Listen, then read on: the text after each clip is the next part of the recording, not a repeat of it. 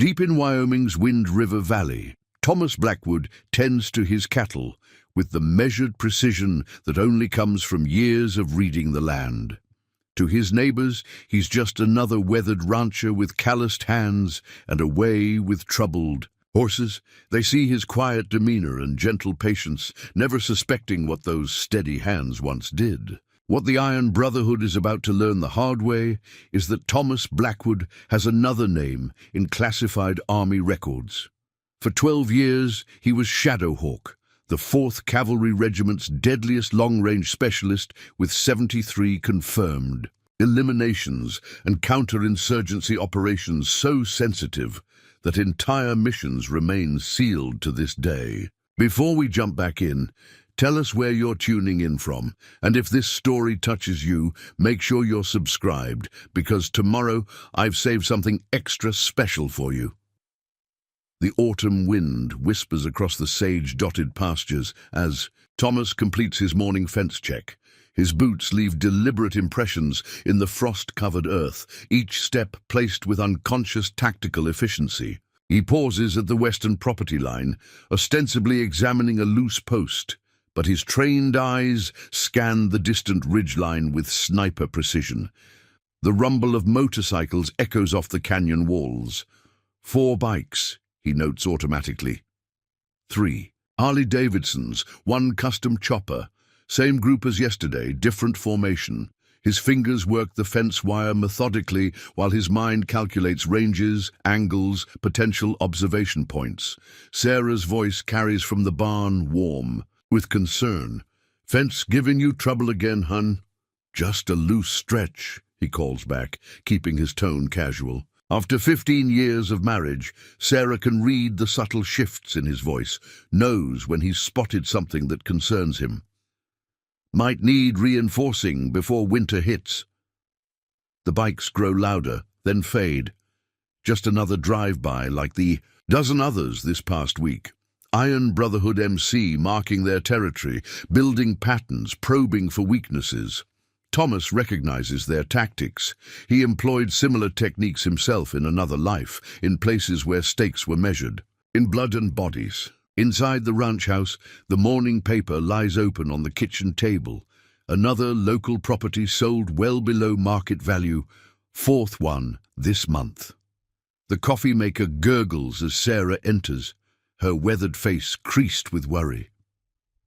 "Jim Reeves.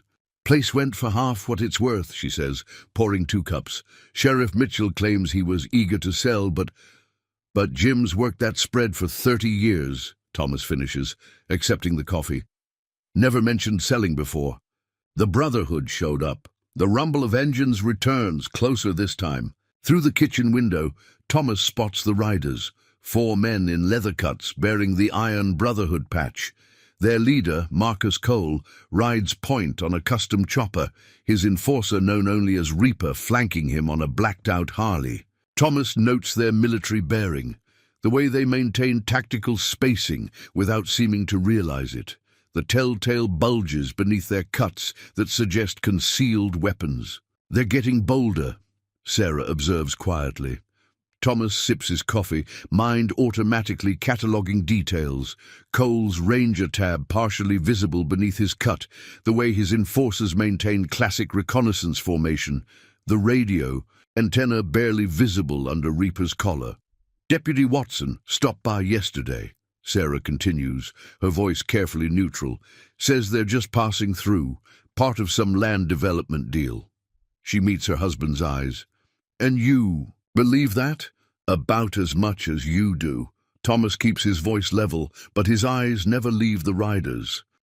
Through the window he watches Cole's head turn, studying the property. Thomas notes how the man's gaze lingers on key tactical positions. The barn's hayloft, the equipment shed, the elevated north pasture that overlooks the main approach. Military. Definitely military background. The question is, what are they really after? The bikers pass the ranch entrance slowly, Cole's head turning to study the property. Thomas observes how his gaze lingers on key tactical positions, exactly the ones Thomas himself identified when he first bought this land.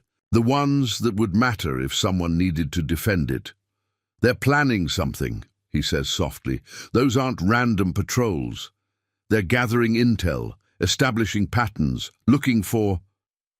He catches himself, nearly slipping into tactical terminology that would seem odd coming from a simple rancher. Sarah catches his eye, understanding in her expression. She was an army nurse. She knows the signs of someone assessing tactical advantages. Before he can finish, a truck appears on the road. Dr. James Chen's old Ford pickup. The bikers surround it, forcing it to stop. Thomas sets down his coffee, body tensing imperceptibly as he watches the confrontation unfold. Cole leans toward the driver's window, his voice carrying clearly in the morning air. "Doc, been meaning to talk to you about that clinic lease." James's response is inaudible, but his body language speaks volumes, shoulders tight, hands clenched on the steering wheel.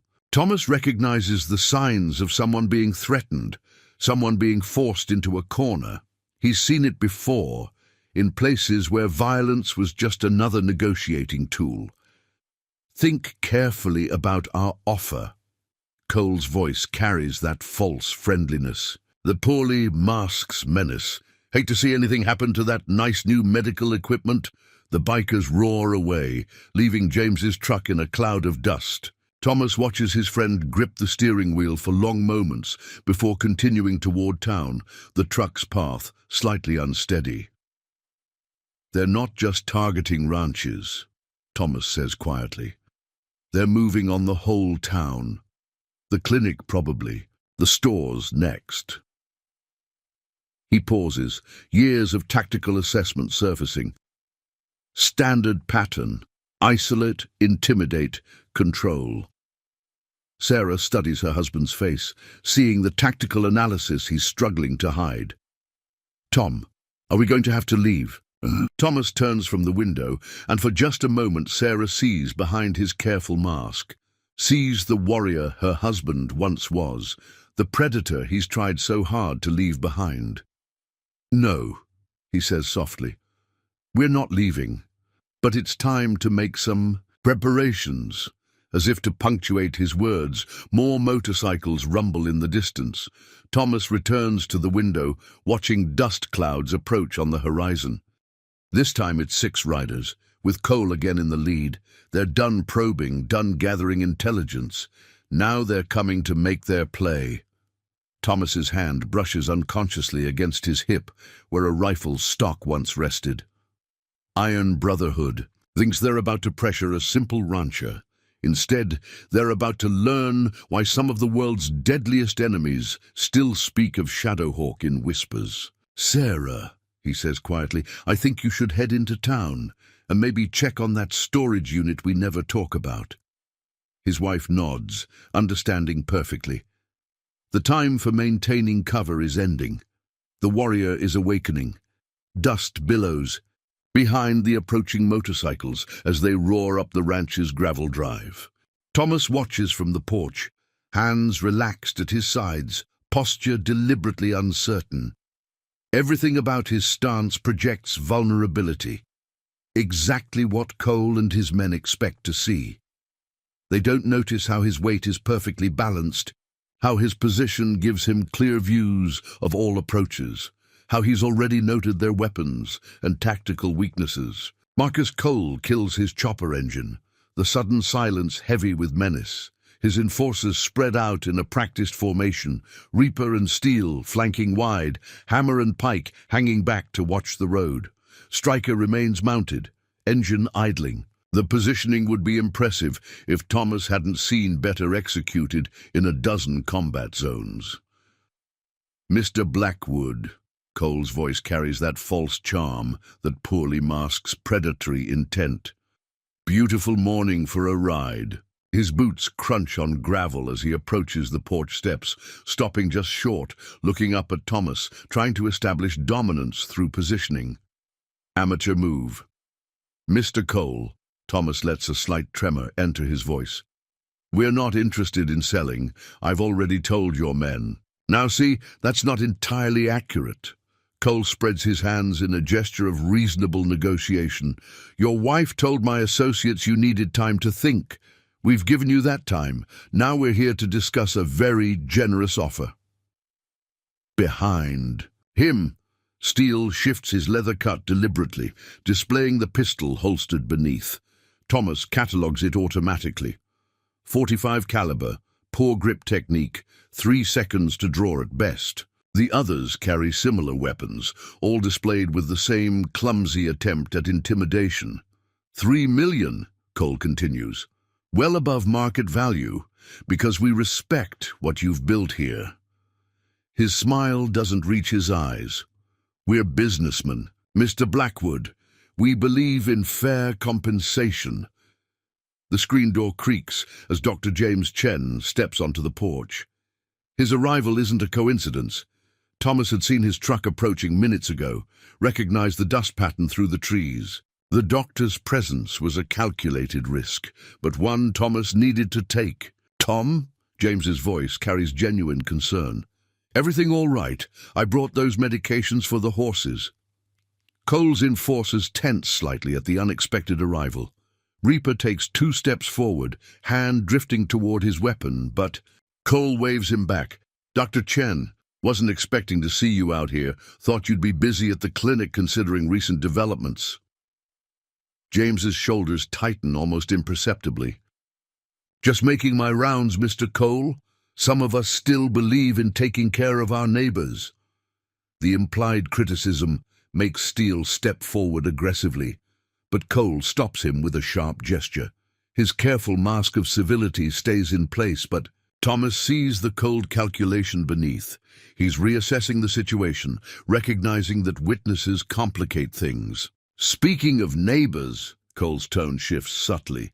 You should ask Dr. Chen about the benefits of progress, about how change is inevitable in a place like this, about what happens to people who don't adapt.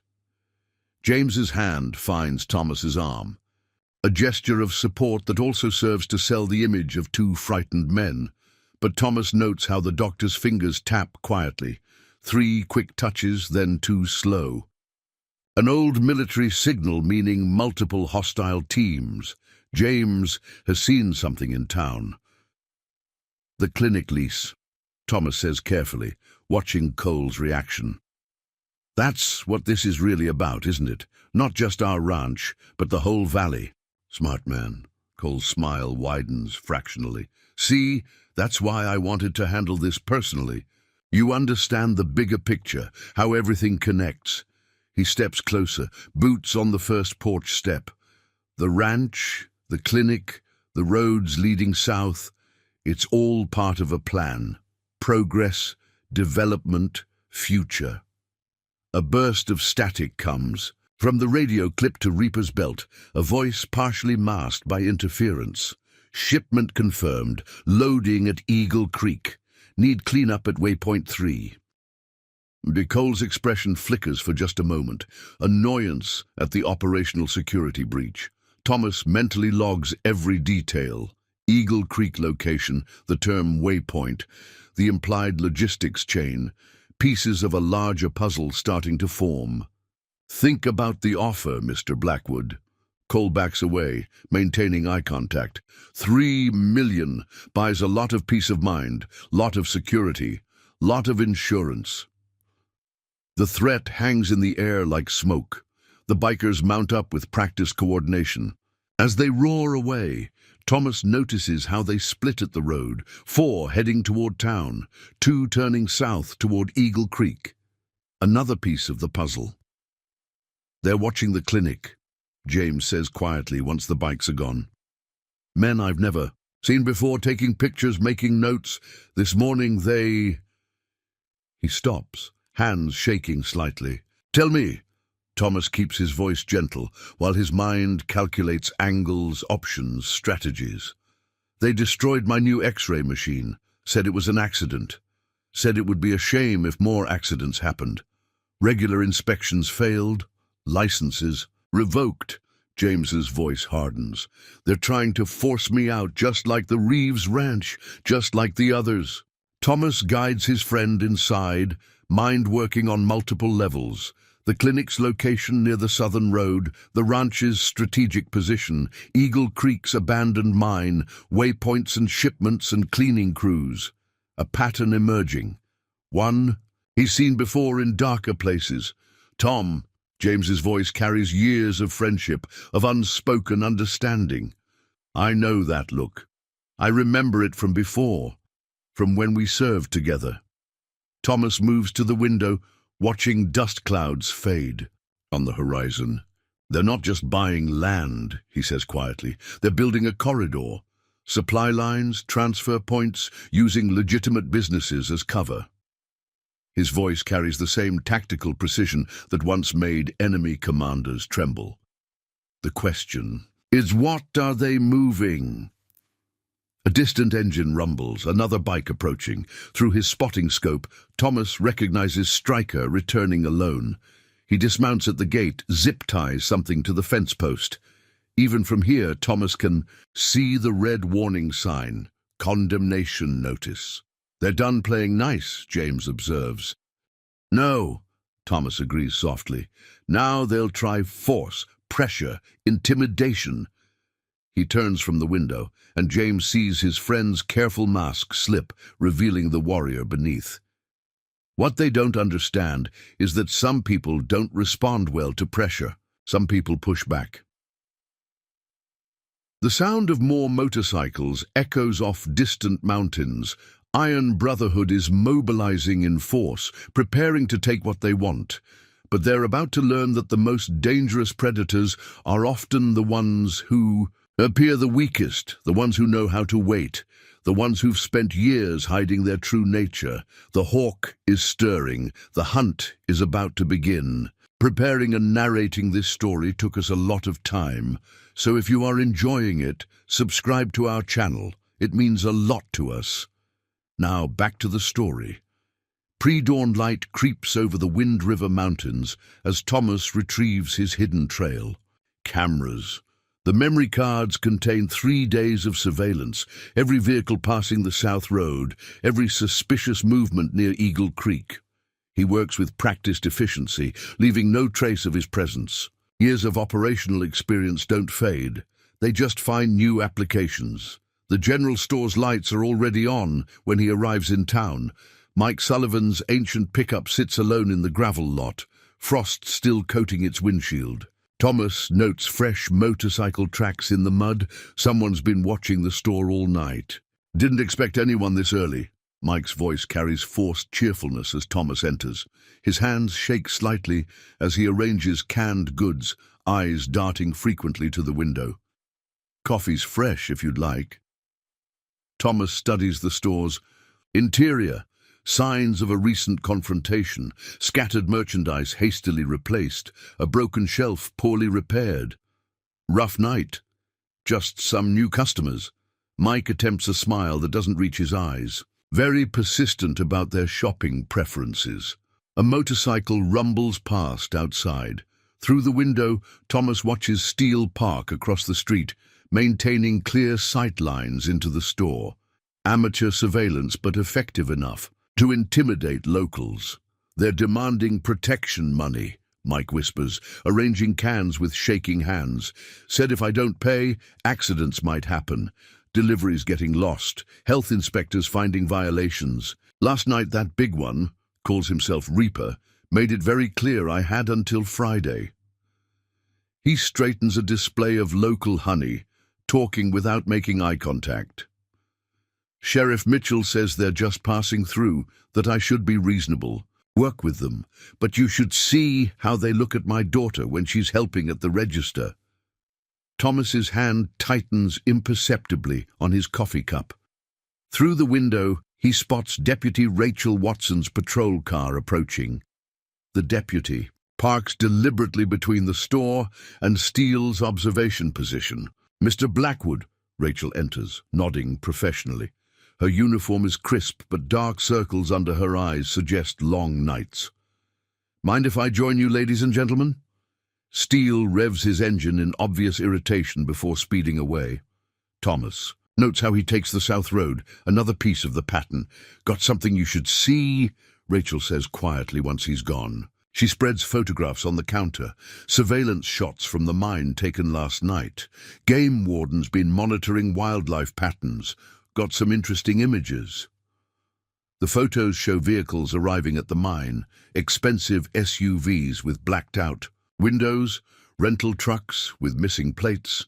But Thomas's attention fixes on cargo being unloaded, long crates with distinctive military markings. "Those aren't hunting rifles," he observes neutrally. "No, sir." Rachel's voice carries controlled anger. "And the men unloading them had military bearing, professional, not your typical bikers." She hesitates. "Sheriff says it's not our jurisdiction to leave it alone, but my sister served. I know military hardware when I see it." New sounds approach. Multiple motorcycles, heavy engines. Thomas guides both Mike and Rachel away from the windows as Reaper returns with reinforcements. Pike and Hammer flank him, their formation suggesting anticipated violence. "Think carefully about your next insurance payment, Mike," Reaper calls through the open door. "Rates go up fast in this economy." Rachel moves to intervene, but Thomas's hand on her arm stops her. "Not yet," he says softly. "Some battles need proper preparation." The bikers roar away, but their message lingers. Mike's hands still shake as he straightens merchandise. "There's more," Rachel continues once they're gone. "County records show most of these property sales aren't just below market value. They're being processed through shell companies, businesses that didn't exist a month ago, and the paperwork's getting rushed through, signatures verified by..." She stops, implications clear. "By Sheriff Mitchell," Thomas finishes. "Another piece of the puzzle." Rachel nods grimly. "Someone's building something big, using the MC as muscle, using legitimate businesses as cover.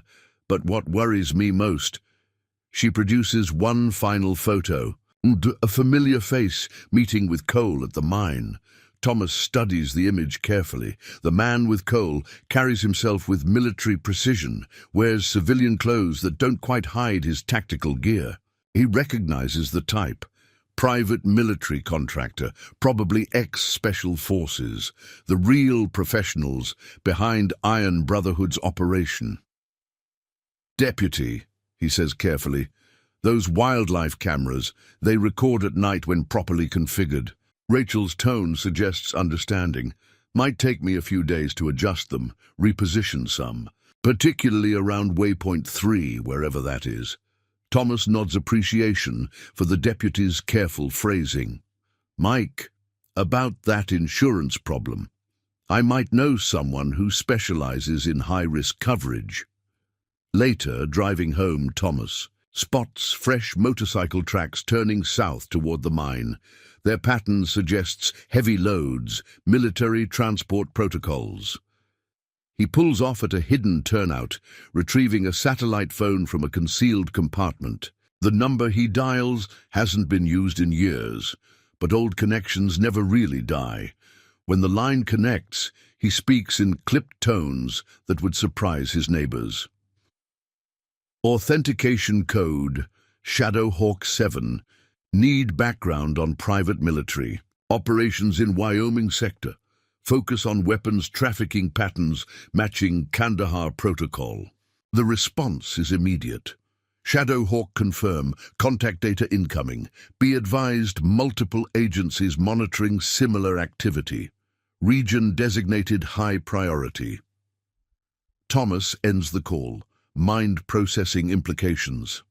Iron Brotherhood isn't just another outlaw motorcycle club. They're frontline troops in something bigger, probably not even aware who they're really working for. But now, a hawk is watching, gathering intelligence, preparing to strike. And hawks, as certain people are about to learn, are very patient hunters. Sarah's truck kicks up dust as it races down the ranch road, moving faster than her usual careful pace. Thomas spots 3 bikes following at a distance. Harassment becoming more overt. He waits on the porch, counting seconds until the bikes turn back, noting their patrol pattern. "Bank's refusing our equipment loan," Sarah announces as she exits. Her truck, hands shaking with barely controlled anger. Manager couldn't look me in the eye, just kept saying policies had changed. She hands Thomas a folder of papers. Then I saw who was waiting in his office. Cole and Sheriff Mitchell. A burst of static from a hidden radio. Deputy Watson's voice. Multiple vehicles moving south. Military transport pattern. They're mobilizing. Sarah watches her husband check weapons with practiced efficiency. Tom, what aren't you telling me about this land? Why did you choose it? The sight lines, he answers quietly. The defensive positions, the old tunnel system from Prohibition days, perfect for monitoring north-south traffic through the valley. He meets her eyes. Perfect for a hawk to hunt from. Outside, more bikes gather on distant roads.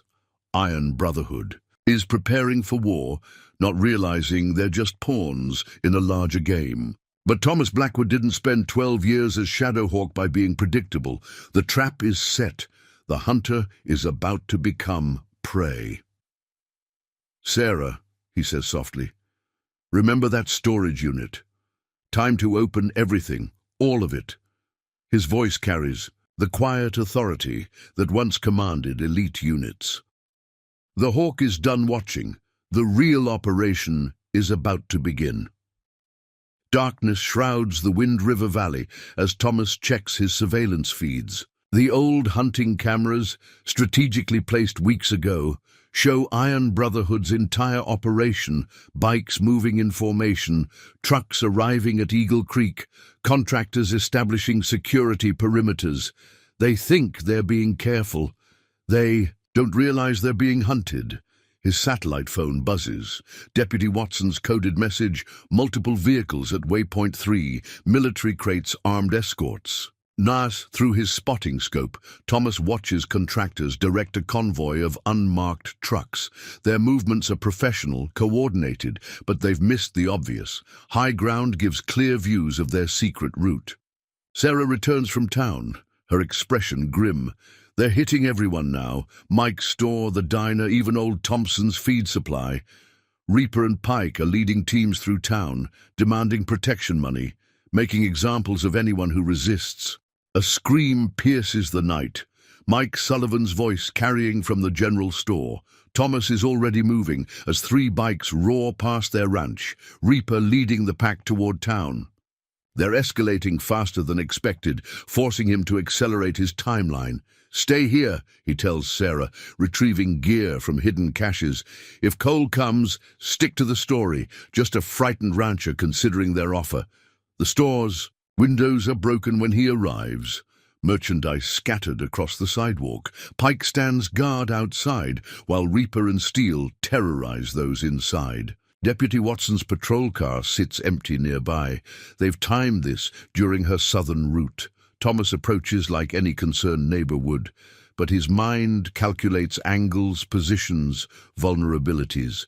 Through the broken glass, he sees Mike. Backed against the register, his teenage daughter Jenny held roughly by Steele. Insurance payments doubled, Reaper announces, sweeping canned goods off shelves. Price of doing business keeps going up. Shame if something happened to your girl while she's walking home from school. Everything all right here? Thomas's voice carries just the right mix of concern and fear. Perfect bait. Steele shoves Jenny aside, turning toward the new target. Private business discussion, Mr. Blackwood. Best move along before you have your own accident. Thomas lets them see his trembling hands, his nervous posture. Lets them think they're the predators, but he's already noted their tactical mistakes. Poor position relative to exits. Weapons stored for show, rather than quick access. No real combat. Awareness. Just came to buy supplies, he stammers, carefully moving to block their sight lines through the front windows. Please don't hurt anyone. Pike laughs, moving closer. Actually, glad you're here. Cole wants to know if you've reconsidered his offer. Deadline's getting real close. A vehicle approaches. Not police, but one of the contractor's SUVs. The driver, face hidden behind tactical gear, signals urgently to Reaper. Thomas catches their whispered conversation. Shipment compromised. Mechanical failures. Need immediate backup. Reaper curses, grabbing his radio. Through the static, Thomas hears growing chaos. Trucks broken down, mysterious equipment failures, security cameras malfunctioning. Almost like someone with military experience had anticipated their route and taken appropriate countermeasures. "We're not finished here," Steele growls, shoving past Thomas. The bikers roar away toward Eagle Creek, leaving scattered merchandise and terrified civilians in their wake. "They'll be back," Mike whispers, holding his sobbing daughter. "Probably bring more next time. Make an example." "Do no," Thomas says quietly, helping them clean up. "They won't." Through the window, he spots Deputy Watson's patrol car returning. Right on schedule, everything proceeding according to plan. His phone vibrates, encrypted message from old military contacts. Surveillance confirmed, weapons matching restricted NATO protocols, international buyers involved. Another message follows from Rachel. "Sheriff Mitchell ordering patrols away from South Roads tonight. Major shipment planned." Thomas helps Mike board up windows while his mind processes intel. Iron Brotherhood is just the visible threat, street-level muscle. The real operation is bigger. Professional contractors, international arms dealers, corrupted officials. A complex machine with many moving parts. But machines can be broken, piece by piece, component by component.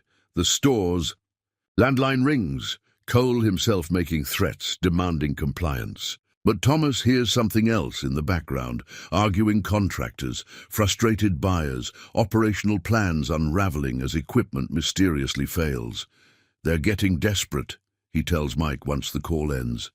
"Making mistakes, showing their hand." "How can you be so sure?"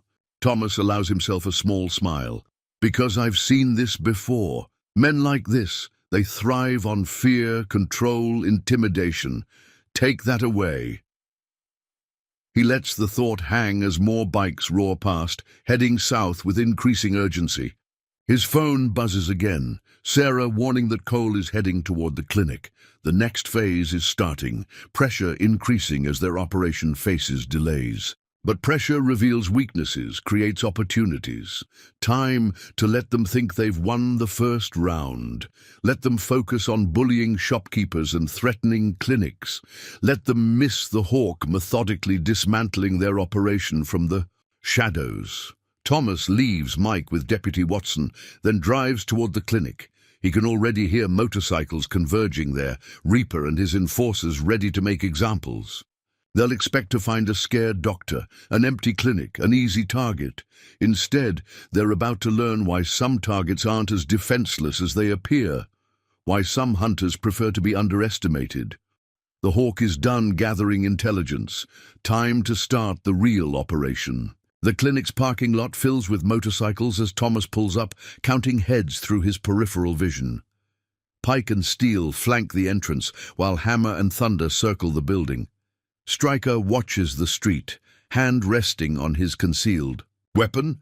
Their positioning is aggressive but predictable, standard intimidation tactics lacking real tactical awareness. Inside the clinic, Dr. Chen faces down Cole and two contractors in tactical gear.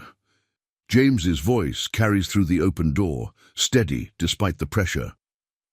"I don't care about your permits. This is my clinic, and you don't dictate medical policy. Here." Actually, Cole's tone suggests barely controlled rage. "We do, unless you want the State Medical Board to receive some concerning documentation about prescription irregularities." Thomas enters like any concerned citizen would, projecting nervousness and uncertainty, but his mind maps exit routes, catalogs, weapons, notes the contractor's equipment, high-end tactical gear, military-grade communications, the kind of hardware that requires special connections. "What's happening?" he asks, letting fear color his voice. "James, are you all right?" Cole turns, frustration evident. Seems everyone's making poor choices today. First the store, now the clinic. He gestures to the contractors. These gentlemen need to establish a private medical facility. Dr. Chen is being unreasonable about sharing space. And the lead contractor steps forward, hand drifting toward his concealed holster. Sir, this is a private matter. I suggest you leave. Pike moves to herd Thomas toward the door, but Thomas notes his sloppy approach, his poor balance, the 3 seconds it would take him to draw his weapon. Amateur mistakes that will matter very soon. A phone rings. The contractor answers, face darkening. What do you mean another truck is down? That's 5 mechanical failures in 3 hours. He turns to Cole. Buyers are getting nervous. Need this corridor secured now. Then let's solve both problems. Cole nods to Pike and Steele. Show Dr. Chen what happens to uncooperative business owners. Make it messy enough to motivate Mr. Blackwood's upcoming property decision. Thomas scans the documents, noting irregularities. Loan applications suddenly denied, property taxes reassessed, equipment leases appearing from nowhere. Financial warfare designed to pressure sellers into quick deals. That's not all, Sarah continues, voice low. Overheard Cole talking about shipping manifests, military equipment being moved through old logging routes. Sheriff's deputies are being told to avoid certain roads on certain nights. A truck appears on the horizon. Dr. Chen's vehicle moving erratically, 2 bikes flanking it aggressively, forcing him onto the shoulder. Thomas's hand tightens on the porch railing, body tensing as he recognizes Pike and Hammer performing the escort. The truck skids to a stop in their yard, James stumbling out, medical bag clutched tight. His clinic coat shows signs of a struggle, torn sleeve, muddy handprint on the back. Inside, Thomas orders, scanning for surveillance. The bikes circle once before departing, a clear message delivered. They're not even trying to hide it anymore. James's voice shakes as he accepts Sarah's offered coffee. 4 men in tactical gear came to the clinic, said they needed a discreet medical facility, someone to handle workplace accidents without asking questions. He opens his bag, removing a crumpled paper. I found this in one of their jackets when they were intimidating my nurse. Thomas studies the document. Partial shipping manifest, professional formatting, military equipment being moved through multiple checkpoints, each requiring medical cover for high-risk operations. Called Sheriff Mitchell, James continues. He said they're legitimate security contractors, that I should cooperate. Then Reaper showed up, said the same thing, more directly. He pushes up his sleeve, revealing finger-shaped bruises. Made his point clear. Thomas moves to speak, but raises his hand slightly. Engine sounds approach, not motorcycles this time. A black SUV with tinted windows turns into their drive, followed by 2 bikes. Thomas recognizes the military precision of their formation. Sarah, he says quietly, get James to the back room. Call Deputy Watson, tell her it's time. Cole exits the SUV, but he's not alone. A man in expensive tactical clothing joins him, the same contractor from Rachel's surveillance photos. They approach the porch with practiced coordination, flanked by Reaper and Steele. Mr. Blackwood. Cole's false charm has vanished, replaced by cold efficiency. We need to conclude our business today. The contractor steps forward. His stance, his bearing, the way his eyes constantly scan everything screams special operations background. Sir, I represent certain development interests. We've acquired all necessary properties in this area, except yours. This is a courtesy call before legal proceedings begin. Thomas lets his posture suggest fear, but his mind catalogues tactical details. How many weapons they're carrying, their fields of fire, the way the contractor favors his right side. Old injury, exploitable weakness. I don't understand, he forces a tremor into his voice. What legal proceedings? Property inspections? Cole smiles without warmth. Safety regulations? Environmental surveys. Amazing how many violations. Turn up when people look closely. Ask Dr. Chen about regulatory compliance. A phone rings. The contractor answers, steps away to talk. Thomas's enhanced hearing catches fragments. Shipment confirmed. Security teams in position. Medical. Coverage arranged. 2 hours. 3 million 2 hours, Cole states flatly. Sign the transfer papers, take the money, leave the area, or we do this differently. He glances toward the clinic. Dr. Chen's already learned about different approaches. Don't make us teach you too. They depart with military precision, but Thomas catches the contractor making hand signals to hidden observers. More bikes appear on distant ridgelines, Iron Brotherhood deploying in force. Inside, Thomas moves with focused purpose. Hidden caches reveal weapon caches Sarah never knew existed. Surveillance equipment emerges from concealed compartments. Those aren't regular contractors, James observes, recognizing military gear. Private security doesn't carry that level of hardware. No, Thomas agrees, checking sightlines through. Windows. They're running a major weapons smuggling operation, using the MC for cover, buying properties to control transport routes. The clinic would handle any casualties, keep things quiet. His voice shifts to the clipped tones of operational planning. But they made mistakes, got sloppy, forgot to ask why this particular piece of land had never been sold. The bikers advance, but Thomas is already moving. His stumble appears clumsy, but puts him inside Pike's strike range. His swing misses as Thomas seemingly trips into steel. His apparent fall masks the precise pressure point strike that leaves Steel gasping.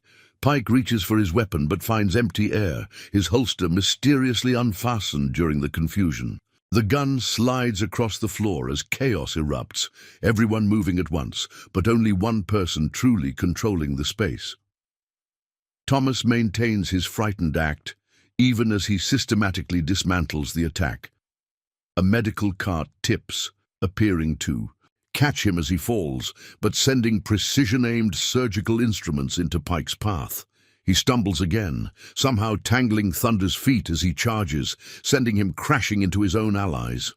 The contractors recognize the technique even if they don't spot its source, professional defensive tactics disguised as civilian clumsiness. Their hands move toward weapons, but Deputy Watson's sudden arrival freezes everyone.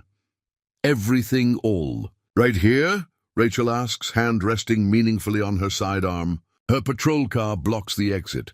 Dash camera recording. Cole forces a smile. Just a misunderstanding. Our friends were leaving. He glares at James.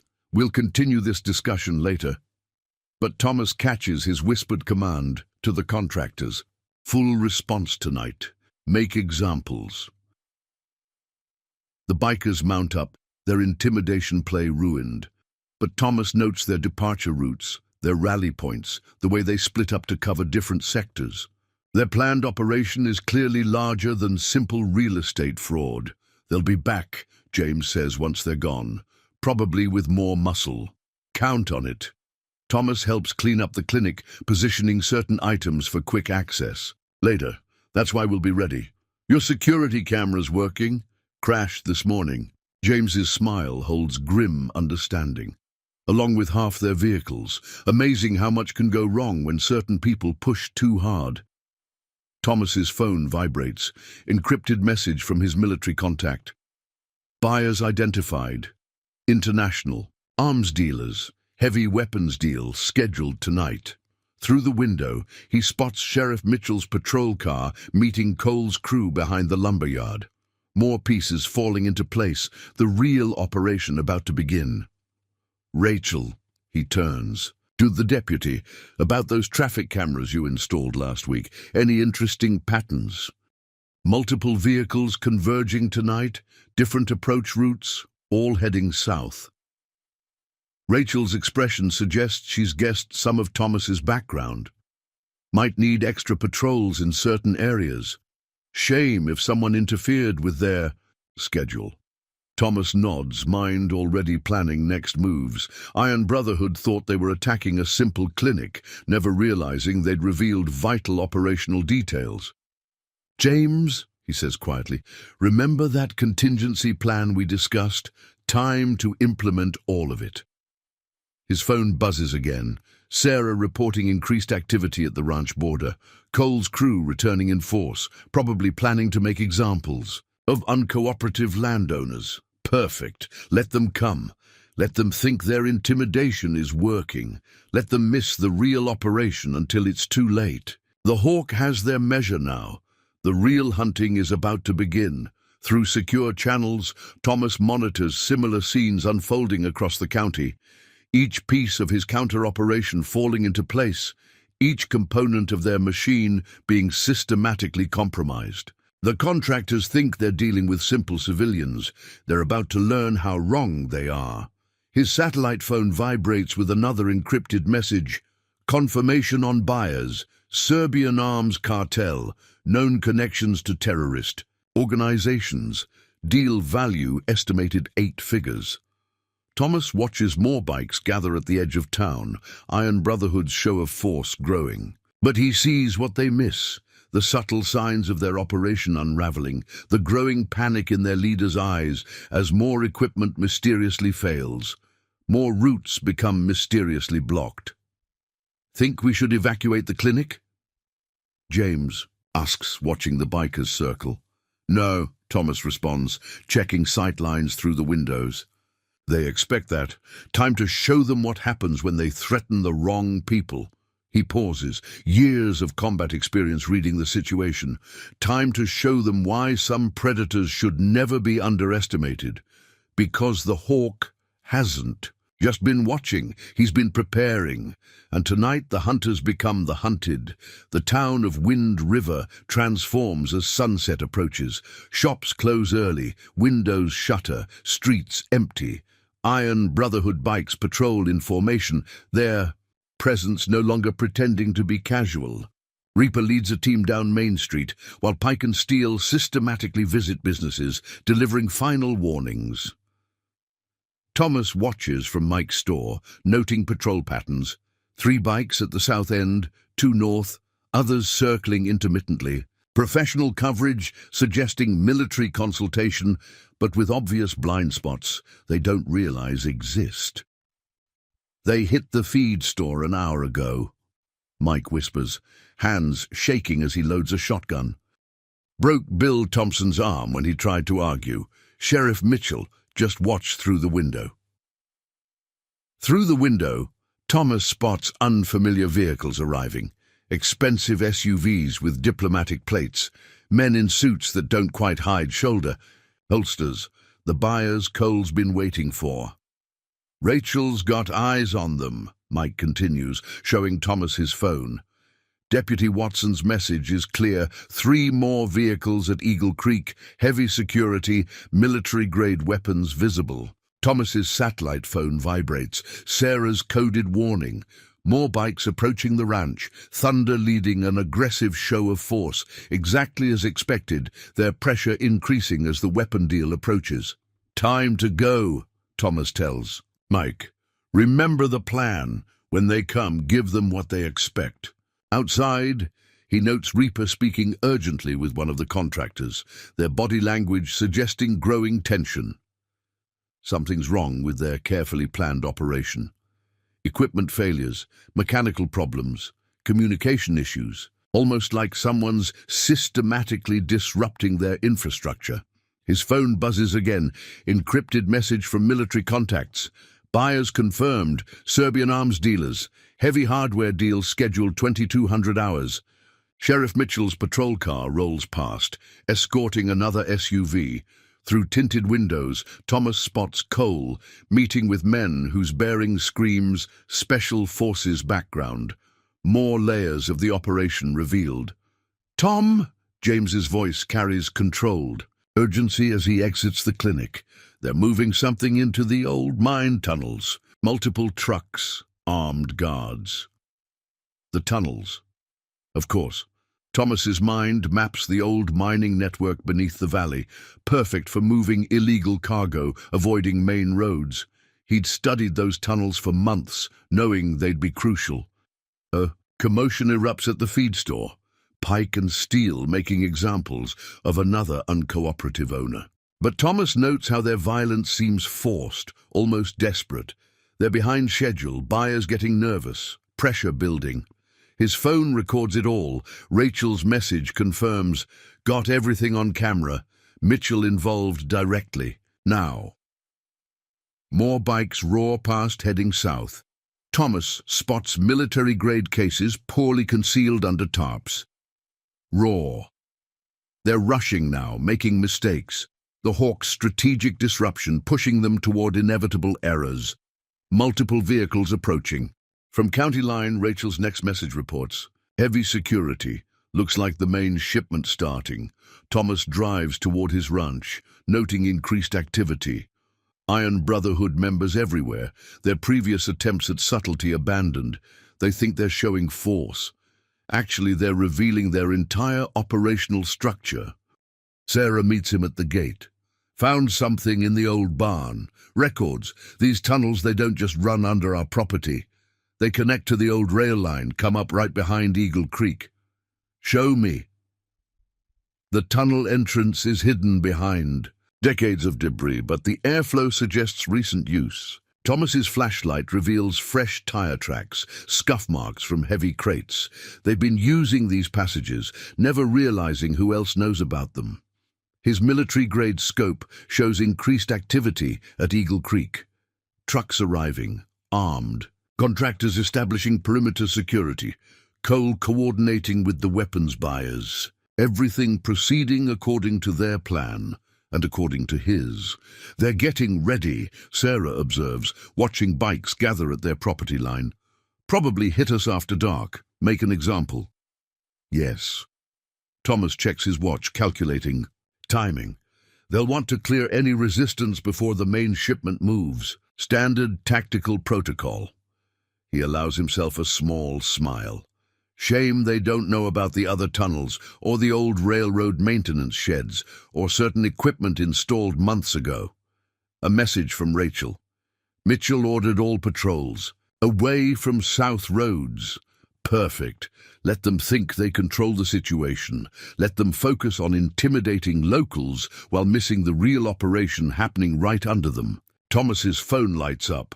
Time to coordinate with military contacts, with Rachel, with James and Mike. Everyone in position, playing their roles. Iron Brotherhood thinks they're about to demonstrate their power. Instead, they're about to learn why some predators prefer to be underestimated. Through his scope, he watches more vehicles arrive at Eagle Creek. Army surplus trucks painted civilian colors, their cargo holds modified for concealment. The contractors direct traffic with military precision, maintaining clean sight lines, establishing overlapping fields of fire. Should we move the horses to the back pasture? Sarah asks, watching the gathering force. No, Thomas answers, checking his equipment one final time.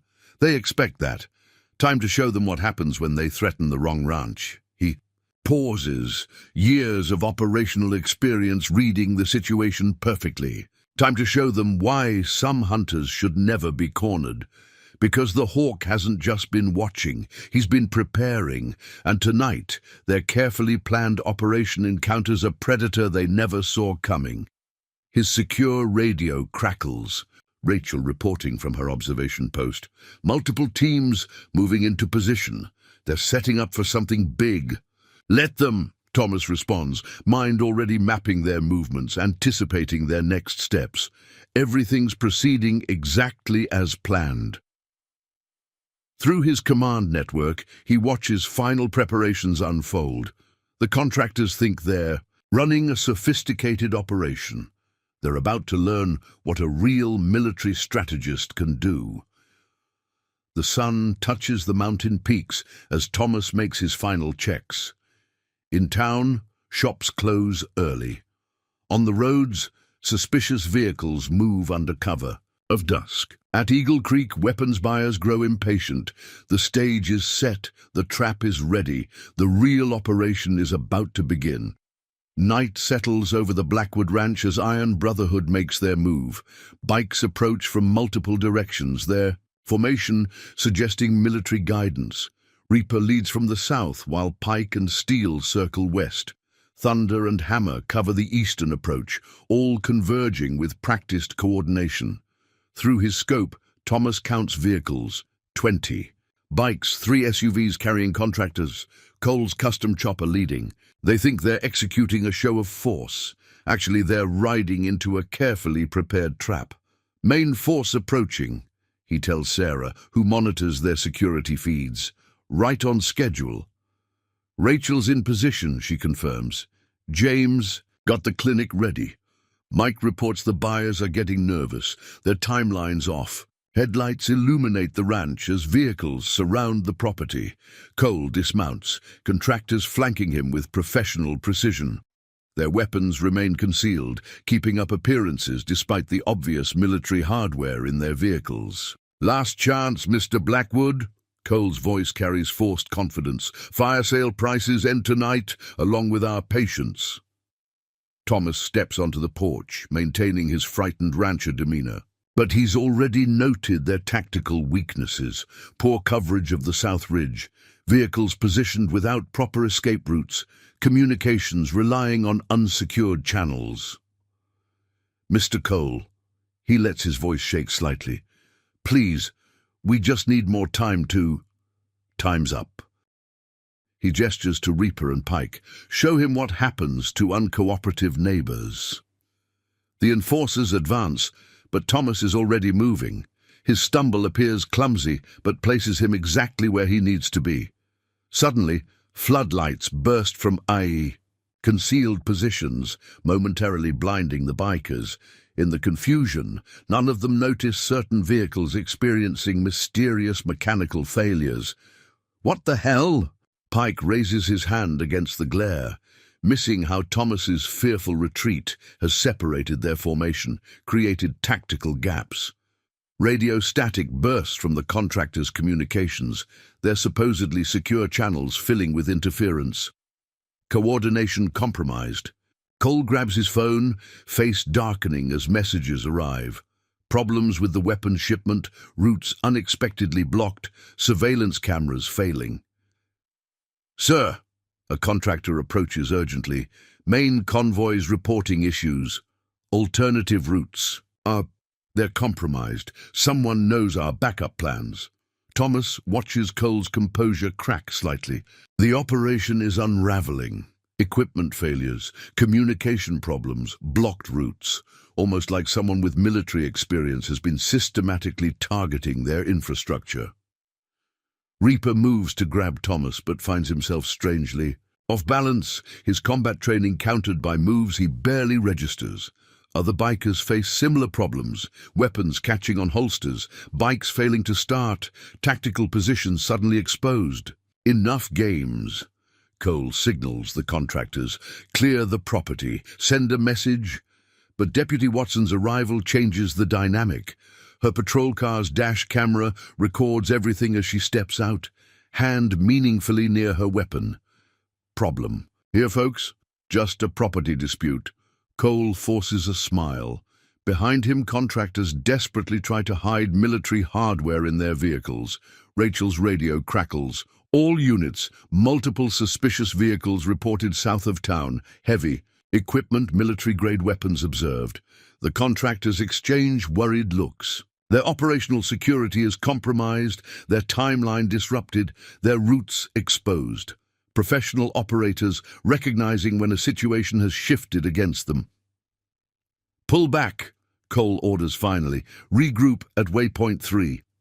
But even their retreat reveals operational details, rally points, communication protocols, chain of command. As bikes roar away, Thomas spots a familiar vehicle approaching Eagle Creek. Sheriff Mitchell meeting with the weapons buyers. Their body language suggests growing tension. The deal is delayed, security compromised, promises unfulfilled. They'll be back, Sarah says quietly, probably with more force. Count on it. Thomas watches taillights disappear into darkness.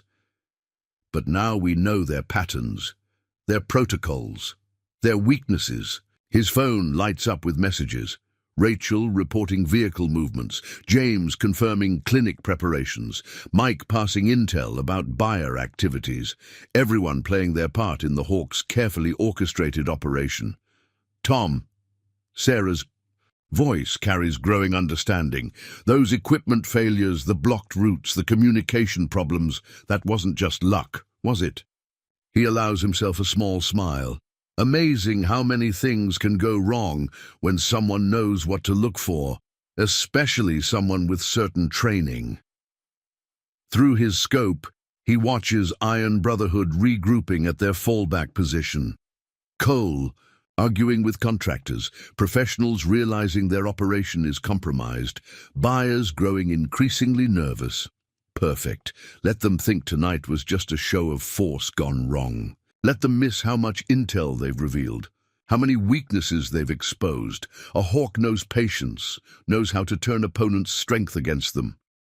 The real operation is just beginning, and Iron Brotherhood is about to learn why some hunters prefer to be underestimated. Through the darkness, Thomas tracks their scattered forces retreating toward Eagle Creek. His satellite phone vibrates with encrypted updates. The weapons buyers are furious, demanding explanations for delays. The contractors are discovering more equipment failures. Cole's careful planning unraveling thread by thread. All that military training, Sarah observes, watching the chaos through their security feeds. You weren't just observing their patterns these past weeks, were you? A good hunter studies his prey, Thomas responds, checking his tactical displays. Learns their habits, their weaknesses, their predictable responses to pressure.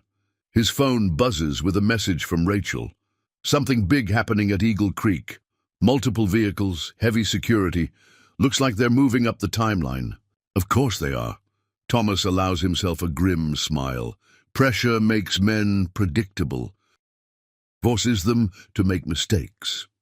Through his scope, he watches more bikes gather at the edge of their property. Iron Brotherhood preparing to restore their damaged reputation. But they're about to discover that sometimes the most dangerous predator isn't the one making threats. Sometimes it's the quiet one, the patient one, the one who's already chosen his ground. Dawn breaks over Wind River as Thomas observes Eagle Creek through his scope. The weapons buyers' SUVs arrive in force, not just the usual representatives, but senior operators. Their presence signals growing concern about the operation's delays. Pike and Steele guard the perimeter while contractors argue with Cole. Even from this distance, Thomas reads the tension in their body language, the professional facade cracking under pressure. His phone buzzes. Message from James.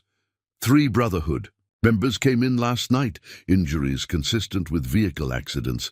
They're talking scared about equipment failures, blocked routes. Perfect. Fear spreading through their ranks exactly as planned. Boss ain't happy. He overhears Thunder telling Hammer at the gas station. Buyers threatening to pull out. Something about security protocols being compromised. Thomas fills his truck while appearing to ignore them, but his enhanced hearing catches every word. The enforcer's conversation reveals growing doubts about Cole's leadership, about the contractor's competence, about the entire operation. Rachel's patrol car rolls past, her dash camera recording everything. She parks strategically, allowing Thomas to approach while maintaining surveillance. Mitchell's getting pressure from both sides, she reports quietly. Buyers want answers about security breaches. Cole is demanding more police cooperation. It's splitting him apart. Through the store window, Thomas spots Mike handling a tense interaction. Pike and his crew attempting intimidation, but their usual confidence is shaken. Too many unexplained accidents, too many failed operations. Found this in the clinic parking lot. Rachel passes a dropped document, military shipping manifest, partial details about the weapons shipment. Seems their professional operators are getting sloppy, Movement at Eagle Creek draws Thomas's attention. The buyer's security chief confronting Cole, demanding explanations. Their argument carries phrases like operational security and compromised assets that Thomas's phone records while seemingly checking messages. The hawk gathering evidence, building pressure, watching his targets tear themselves apart. Got another one, Steele reports to Reaper nearby. Bike just died on the South Road, same as the others. Something ain't right. Thomas hides a smile. Amazing how vehicle electrical systems can fail when someone knows exactly where to place certain devices. How communication equipment can malfunction when specific frequencies are disrupted. More bikes roar into town, reinforcements from other chapters. But Thomas notes the divisions forming, older members questioning Cole's leadership, younger ones nervous about increasing police attention, professional contractors growing frustrated with amateur mistakes. Multiple vehicles approaching from the south, Rachel warns through their coded channel. Buyers brought their own tactical teams. They don't trust Brotherhood security anymore. Perfect. Let them focus on internal conflicts. Let them miss the real operation happening right under their noses. His satellite phone vibrates. Message from military contacts. Weapons confirmed, heavy artillery, international black market value significant. Federal response teams standing by. A crash from the store draws attention. Steele taking his frustration out on merchandise. But his usual intimidation lacks conviction. Fear makes men sloppy, reveals weaknesses. Enough, Mike's voice carries unexpected strength. You want to explain these accidents to your boss? Want to tell him why you can't control one small town? Thomas watches the enforcer's reaction, sees doubt creep into his expression, plants seeds of suspicion with careful words. Lot of strange things happening lately. Almost like someone knows your plans before you make them. The suggestion hits home. Steele storms out, but Thomas sees him eyeing his fellow members with new suspicion. The Hawks' whispers spreading discord through their ranks. More bikes gather at Eagle Creek, Cole attempting to project control, but Thomas spots the cracks. In his organization, contractors arguing about security protocols, buyers threatening to find other suppliers, Sheriff Mitchell caught between conflicting demands. His phone lights up with messages from across town. Rachel reporting vehicle movements, James passing, intel from injured bikers, Mike observing buyer activities, everyone playing their part in the Hawks' carefully orchestrated dismantling of Iron Brotherhood. Meeting tonight, he overhears Thunder tell Steele. Boss says everyone shows, no excuses. Going to deal with these problems once and for all. Thomas allows himself a small smile. Of course Cole's calling a meeting. Threatened men always try to reassert control, never realizing they're playing right into a hunter's hands. Through his scope, he watches Eagle Creek's increasing activity.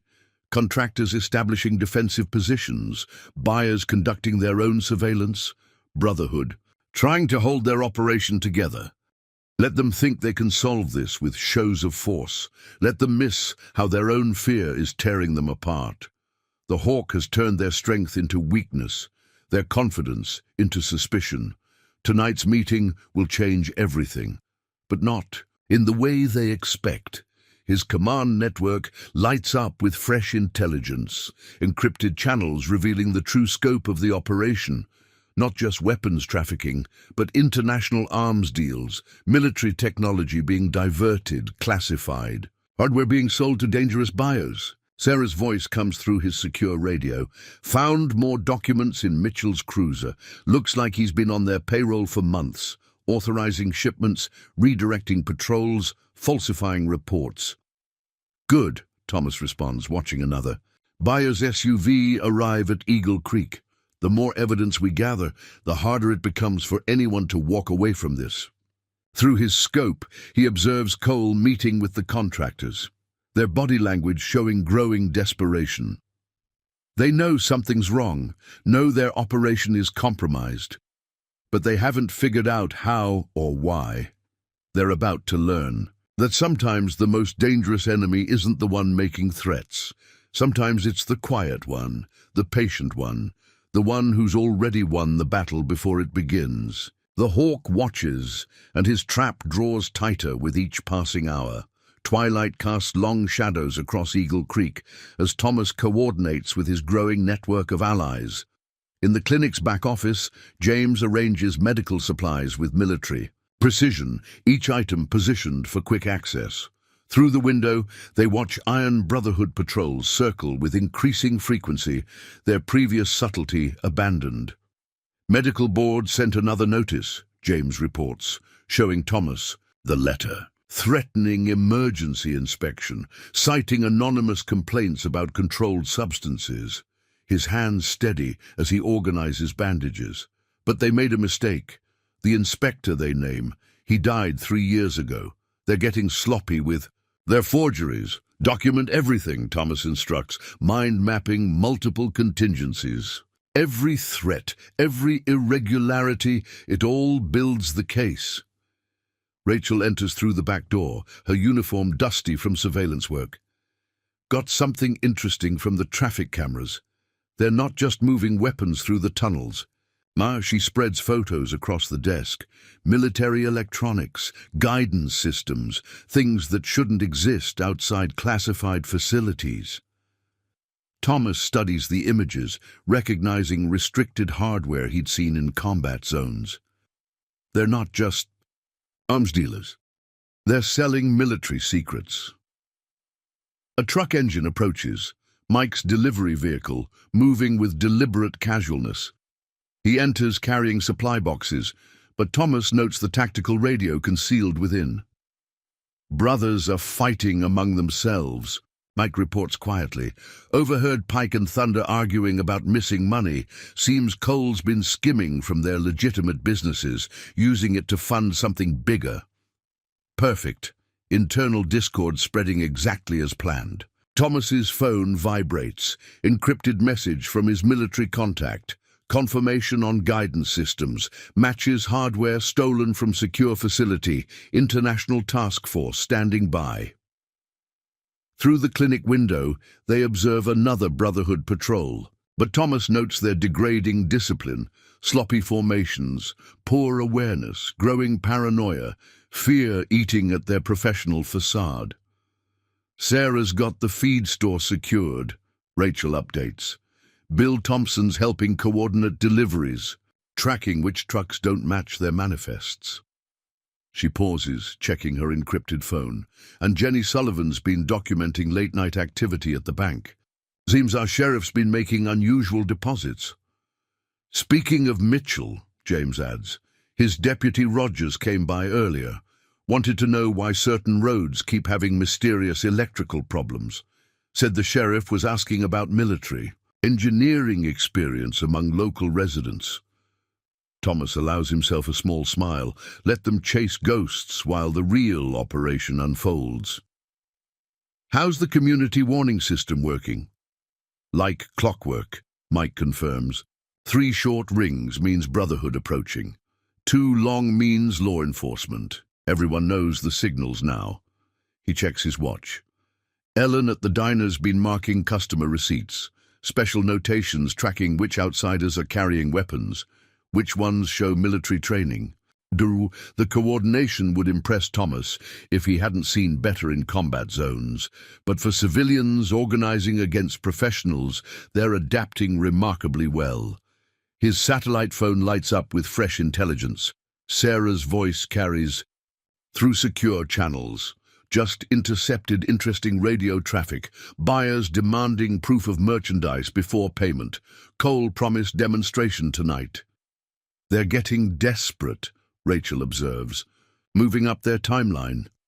Good, Thomas responds. Pressure makes men sloppy, forces mistakes. Through his scope, he watches more vehicles arrive at Eagle Creek. Contractors establishing security positions, but their professional edge is dulled by growing uncertainty. A motorcycle roars past the clinic, Reaper making his rounds. but Thomas notes how the enforcer's hand keeps checking his malfunctioning radio, how his eyes dart nervously between shadows.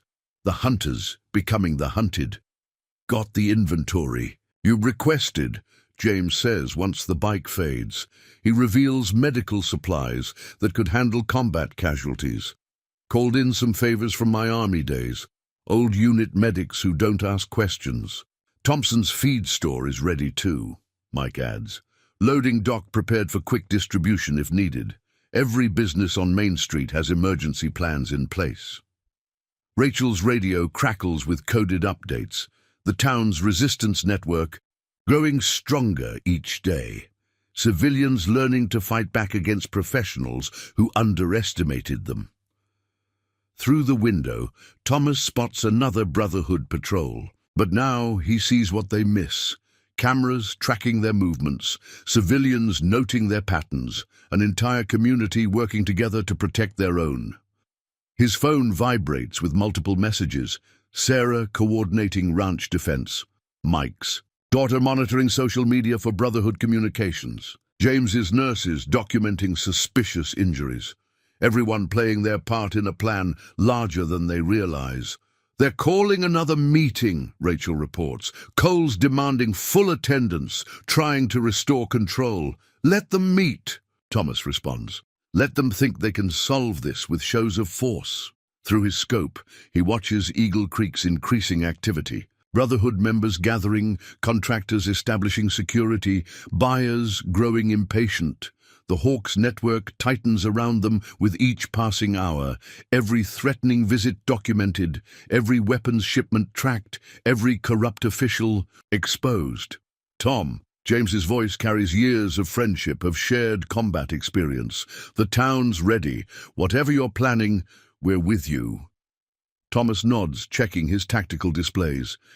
The community's resistance has exceeded his expectations. Civilians learning to fight back.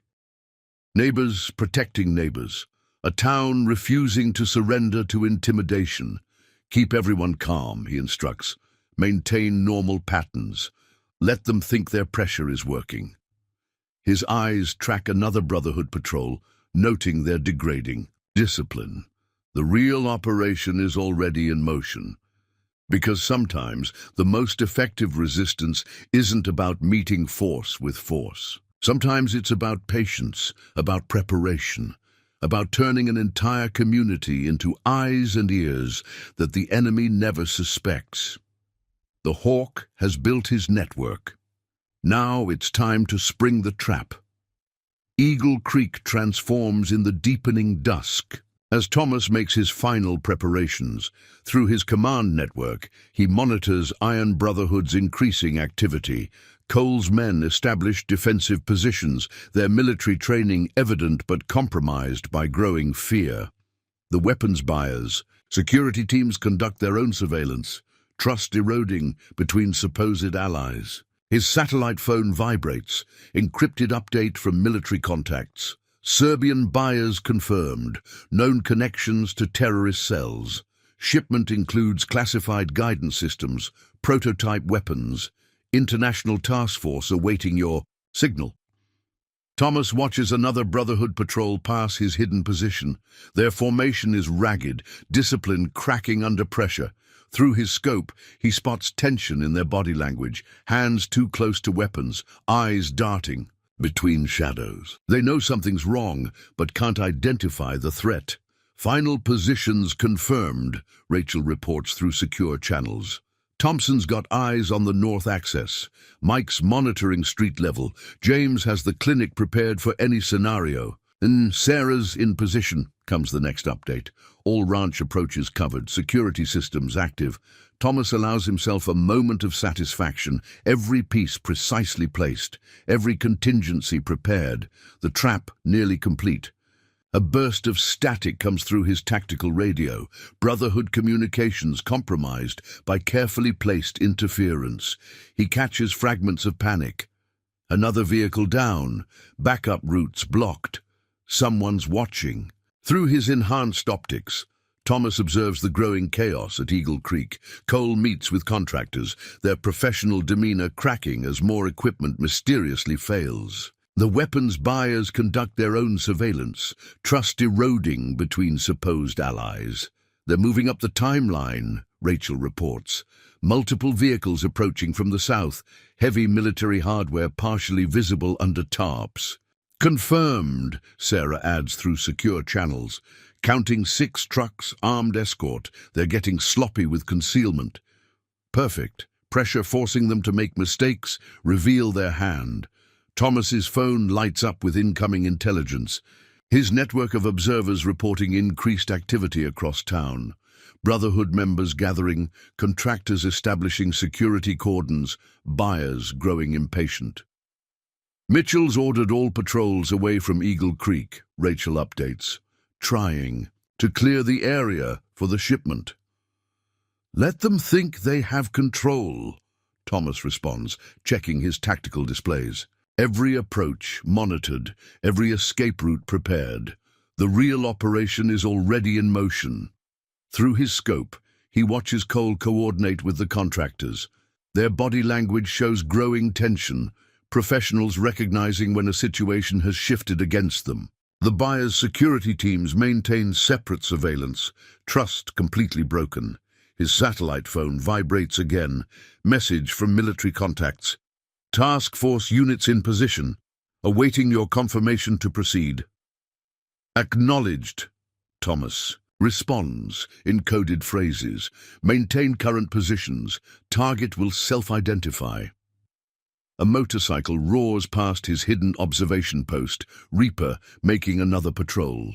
But Thomas notes the enforcer's degraded tactical awareness, how his attention fixates on obvious threats while missing the real danger. Fear making him predictable. Movement at the mine entrance, Sarah reports. They're starting to move the weapons. Multiple crates, military grade. Through his command network, Thomas monitors similar reports flowing in, each observer playing their role, each piece of intelligence building a complete picture.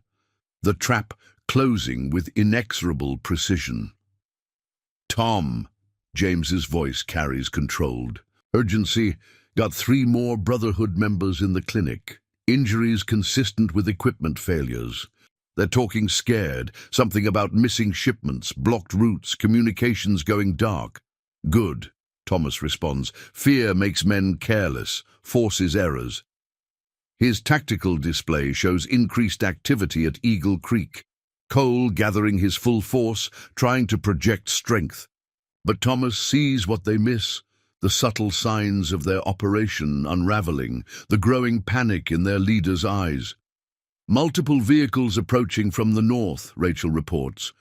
Looks like the buyers are bringing their own muscle. Don't trust Brotherhood security anymore. Through his scope, Thomas watches the tension build.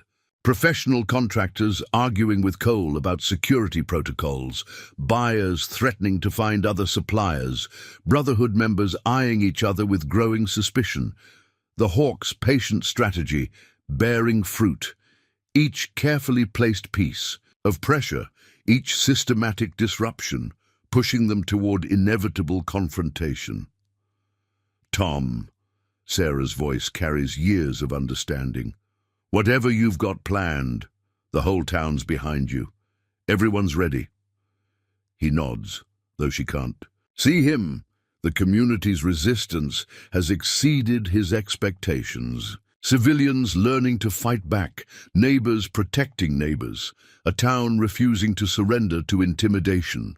His phone vibrates with fresh intelligence, encrypted channels revealing the true scope of the operation, not just weapons trafficking, but international arms deals, military technology being diverted, classified hardware being sold to dangerous buyers. Through the gathering darkness, Thomas observes final preparations at Eagle Creek, Brotherhood members establishing defensive positions, contractors coordinating security, buyers growing increasingly agitated.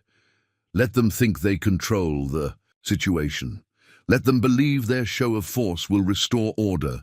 They're about to learn why some hunters prefer to be underestimated, why some predators wait patiently in shadow, why the most dangerous enemies are often the ones you never see coming.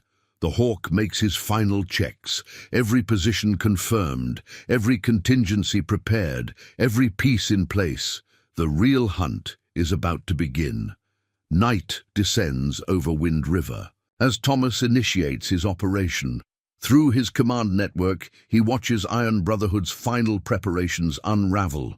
Their supposedly secure communications fill with static. Vehicles mysteriously fail, and carefully planned routes become inexplicably blocked.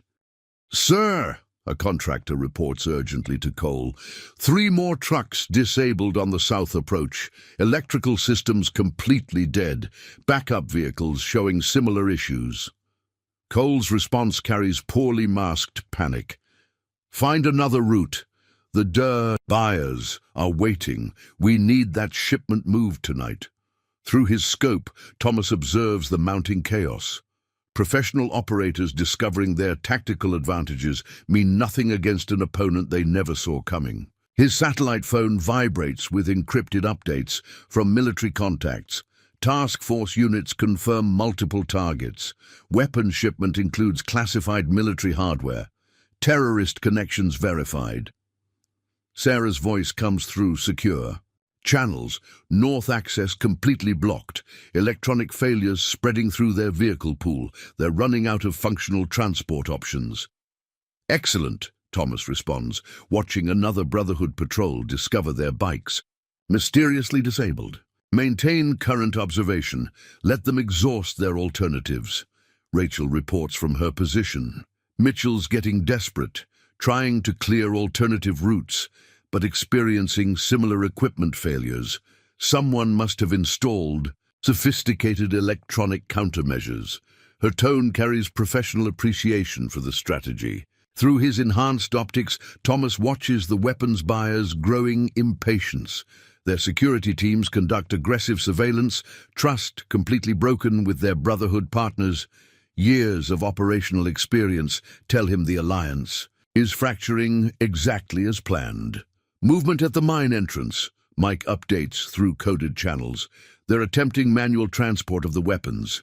Looks like they're breaking operational security protocols. Perfect. Pressure forcing them to make mistakes, abandon procedure, reveal their true capabilities. Thomas's tactical display shows increased activity across all sectors. His carefully placed measures systematically dismantling their operation. "Sir," another contractor approaches Cole, "communications completely compromised. Can't establish secure channels. Someone's broadcasting interference across all frequencies." Cole's facade of control finally cracks. How? How is this happening? Who has this kind of capability? The answer surrounds them, though they don't realize it. Years of military experience turned against them. A hunter's patience bearing fruit. Through his command network, Thomas coordinates with his allies, each observer reporting, each piece of intelligence building a complete picture, the trap closing with inexorable precision. 3 more Brotherhood members just surrendered at the clinic, James reports. They're talking about equipment failures, blocked routes, communications going dark. The fear is spreading. Groups are splitting up, Rachel adds, some trying to salvage the operation, others attempting to distance themselves. Organizational cohesion is breaking down. Thomas watches through his scope as Cole tries maintaining control, but the professional facade is crumbling. Contractors argue about security protocols, buyers threaten to withdraw, Brotherhood members eye each other with growing suspicion. A burst of static through their compromised communications. "Sir, main convoy completely disabled. All alternate routes blocked. We're losing this shipment." The buyer's security chief confronts Cole directly. "This is amateur hour. Our organization doesn't tolerate this level of incompetence. Either deliver the weapons tonight or the deal's dead." Thomas allows himself a moment of satisfaction. every piece of his counter-operation functioning perfectly, each carefully placed pressure point pushing them toward inevitable confrontation. "Tom," Sarah's voice carries controlled urgency. "Multiple vehicles approaching from the south. Looks like they're making one final attempt to move the shipment." "Let them come," he responds, checking his tactical displays. Everything's proceeding according to plan. Through the darkness, he observes their desperate measures: Brotherhood members abandoning protocol, contractors compromising security, buyers preparing to withdraw. The entire operation collapsing under systematic pressure. His satellite phone lights up with fresh intelligence, military contacts reporting similar arms trafficking networks being exposed worldwide. The operation reaching far beyond Wind River, beyond Wyoming, beyond American borders. "Mitchell's ordered all law enforcement away from Eagle Creek," Rachel reports, "trying to clear the area for one last attempt, but our surveillance network is still active. Every move they make is being recorded." Thomas watches through his scope as Cole coordinates their final effort, but he sees what they miss: the subtle signs of their complete organizational failure, the growing panic in their leaders' eyes. "They're making a run for it," Sarah updates. "Multiple vehicles, heavy military hardware barely concealed. They're abandoning all pretense of legitimacy." "Perfect. Let them think they can salvage the operation. Let them believe one final show of force will restore control. They're about to learn why some hunters prefer to be underestimated, why some predators wait patiently in shadow, why the most dangerous enemies are often the ones you never see coming." The Hawk makes his final preparations, every position confirmed, every contingency ready, every piece in place. The real operation has begun. The mine tunnel network becomes a maze of shadows and desperation as Thomas tracks his remaining targets. Cole and his contractors split up, thinking they're following standard evasion procedures, not realizing they're moving exactly as predicted. "Pike and 2 contractors heading east," Rachel reports through secure channels. "Heavy weapons, military gear, moving like professionals." "Let them," Thomas responds, monitoring thermal signatures. "They'll hit the abandoned shaft junction in 3 minutes." The tunnels echo with distant gunfire as federal teams systematically close the net. Years of weapons trafficking about to end where it began, underground in the dark with nowhere left to run. "Boss," Thunder's voice carries through captured radio frequencies. "Buyers double-crossed us. They're cooperating with feds, trading intel for deals." Cole's response crackles with fury. "Secure those prototype crates. Everything else burns. Leave no evidence." But he's too late. Thomas's teams have already documented everything: shipping manifests, bank transfers, corrupted officials. Months of careful intelligence gathering paying off perfectly. Multiple heat signatures converging on South Tunnel, Sarah reports from her monitoring station. "Looks like they're consolidating around the main cache."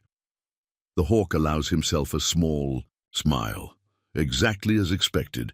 Desperate men become predictable, falling back on trained responses like cornered animals returning to familiar ground. An explosion rocks the tunnel system, contractors trying to collapse access points.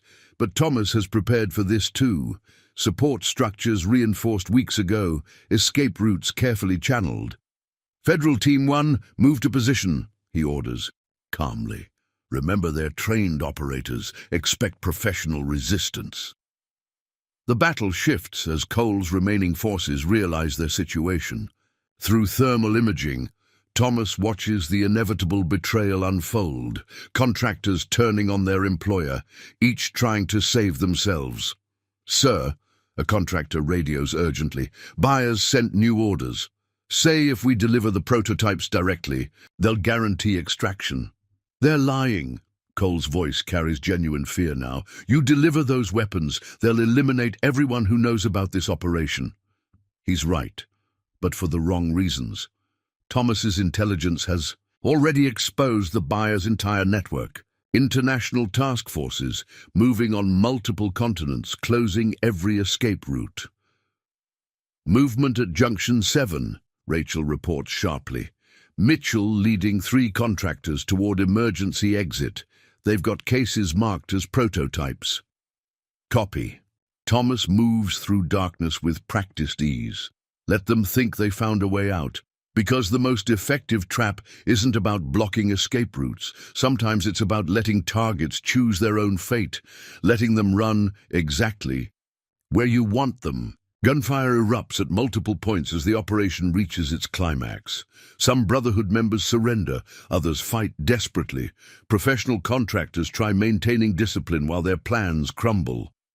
"Boss!" Pike calls through static. Feds have the shipping records. Every weapon, every buyer, every payoff. It's all exposed. Cole's response is drowned by fresh explosions. Contractors detonating charges, trying to destroy evidence. But Thomas has already secured copies of everything. Every transaction documented, every connection mapped. Federal Team 2, breach west entrance. Rachel coordinates through secure channels. Cole's group is contained. No clean exits remaining. The Hawk moves silently through maintenance tunnels, tracking thermal signatures. Years of military experience reading the situation perfectly, knowing exactly how cornered operators will react. Multiple targets converging on main cache, Sarah updates. Looks like they're preparing final resistance. Confirmed, Thomas acknowledges. All teams maintain position. Let them gather. Because sometimes the most dangerous predator isn't the one making threats. Sometimes it's the quiet one, the patient one, the one who's prepared the hunting ground perfectly. The tunnel system trembles with desperate violence. Cole's remaining loyalists making last stands, while contractors seek deals. Professional operators discovering their tactical training means nothing against a Hawk who knows their every move. "It's over, Marcus." Thomas's voice carries through their compromised communications. "Your organization exposed, your buyers captured, your operation finished. Surrender now, or find out why they called me Shadowhawk." "You don't understand what you've started." Cole's response carries real terror. "The people behind this operation, they control everything. They'll burn anyone who threatens them." "You mean like these people?" Thomas transmits data through captured channels, arms dealers, corrupt contractors, compromised officials already, being arrested worldwide. Amazing what happens when someone with intelligence experience decides to hunt. The effect is immediate. Resistance collapses as reality sets in. They're not facing local law enforcement or rival gangs. They're caught in an international operation run by someone who knows exactly how to dismantle criminal empires. "Status report," Thomas demands as federal teams secure sections. "Main cache documented," Rachel confirms. "All prototype weapons accounted for. International task force processing evidence." "Clinic treating wounded," James adds. "Everyone cooperating with federal agents. Multiple confessions recorded. Bank records secured," Mike reports. "Every transaction, every bribe, every connection exposed. Through thermal imaging, Thomas tracks final movements. Professional operators following tactical protocols, thinking they're being unpredictable, not understanding those same protocols make them absolutely predictable. "All teams maintain position," he orders calmly. "Let them think they have options. Because the most effective hunt isn't about overwhelming force. Sometimes it's about patience, about letting your targets choose their own fate, about being the quiet predator they never see coming. The Hawk has prepared this ground perfectly. Now it's time to complete the operation. Time to show them why some hunters prefer to be underestimated." Sheriff Mitchell emerges from the shadows of Eagle Creek's office, clutching a metal briefcase. His face shows the strain of a man whose carefully built world is collapsing. Behind him, Cole and the remaining contractors secure their position. Around the prototype weapons, Sir, one of the tactical team leaders approaches urgently. We're getting reports cleanup teams have failed. Federal forces have control of all major exits. Mitchell's response carries cold determination. Then we use the contingency. The prototypes weren't just for sale, they were insurance. Thomas watches through surveillance as Mitchell opens. The briefcase revealing complex technical specifications, documents that explain why so many powerful people were involved, why international arms dealers paid such high prices. "Rachel," he radios quietly, "are you seeing this?" "Affirmative," Deputy Watson responds. "Those aren't just weapons designs, they're targeting data, military installations, defensive positions, classified facility locations." The real scope of the operation becomes clear. The weapons were just a cover for something bigger, stolen military intelligence being sold to the highest bidders. "You don't understand what you're dealing with," Mitchell shouts toward federal positions. "These records, they're worth more than money. They're power, control." Through thermal imaging, Thomas spots movement in the upper offices. Cole's remaining loyalists preparing some kind of last stand while contractors argue about escape options. "All units hold position," he orders calmly. "Let them make their play." Mitchell's voice carries desperate authority. "Anyone who helps us get these documents out, there are buyers willing to pay millions, governments that'll provide protection." But his offer falls flat. Too many have already seen the evidence of what happens to protected assets once they're no longer useful. "Multiple vehicles approaching from the north," Sarah updates. "Not federal. Looks like private security. Heavy weapons." "The real owners," Thomas confirms, "coming to clean up their mess." Inside Eagle Creek, panic spreads as this news reaches Cole's group. Professional operators recognize the implications. Their employers aren't coming to help. They're coming to eliminate loose ends. "You promised us backup," Cole confronts Mitchell. "Said we'd have protection." "Plans change." Mitchell's hand moves toward his weapon. "But maybe we can still bargain." "With the prototypes, with the data." His words cut off as Thomas's next move unfolds. Every screen in the facility suddenly activates, showing surveillance footage. Years of corrupt deals, weapons sales, classified documents changing hands.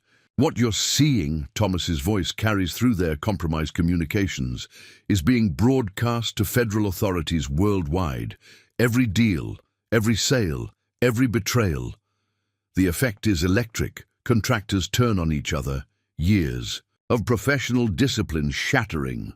Cole's remaining loyalists split between surrender and desperate resistance. "Federal Team 1, Rachel coordinates. "Move on the east entrance. They're about to break."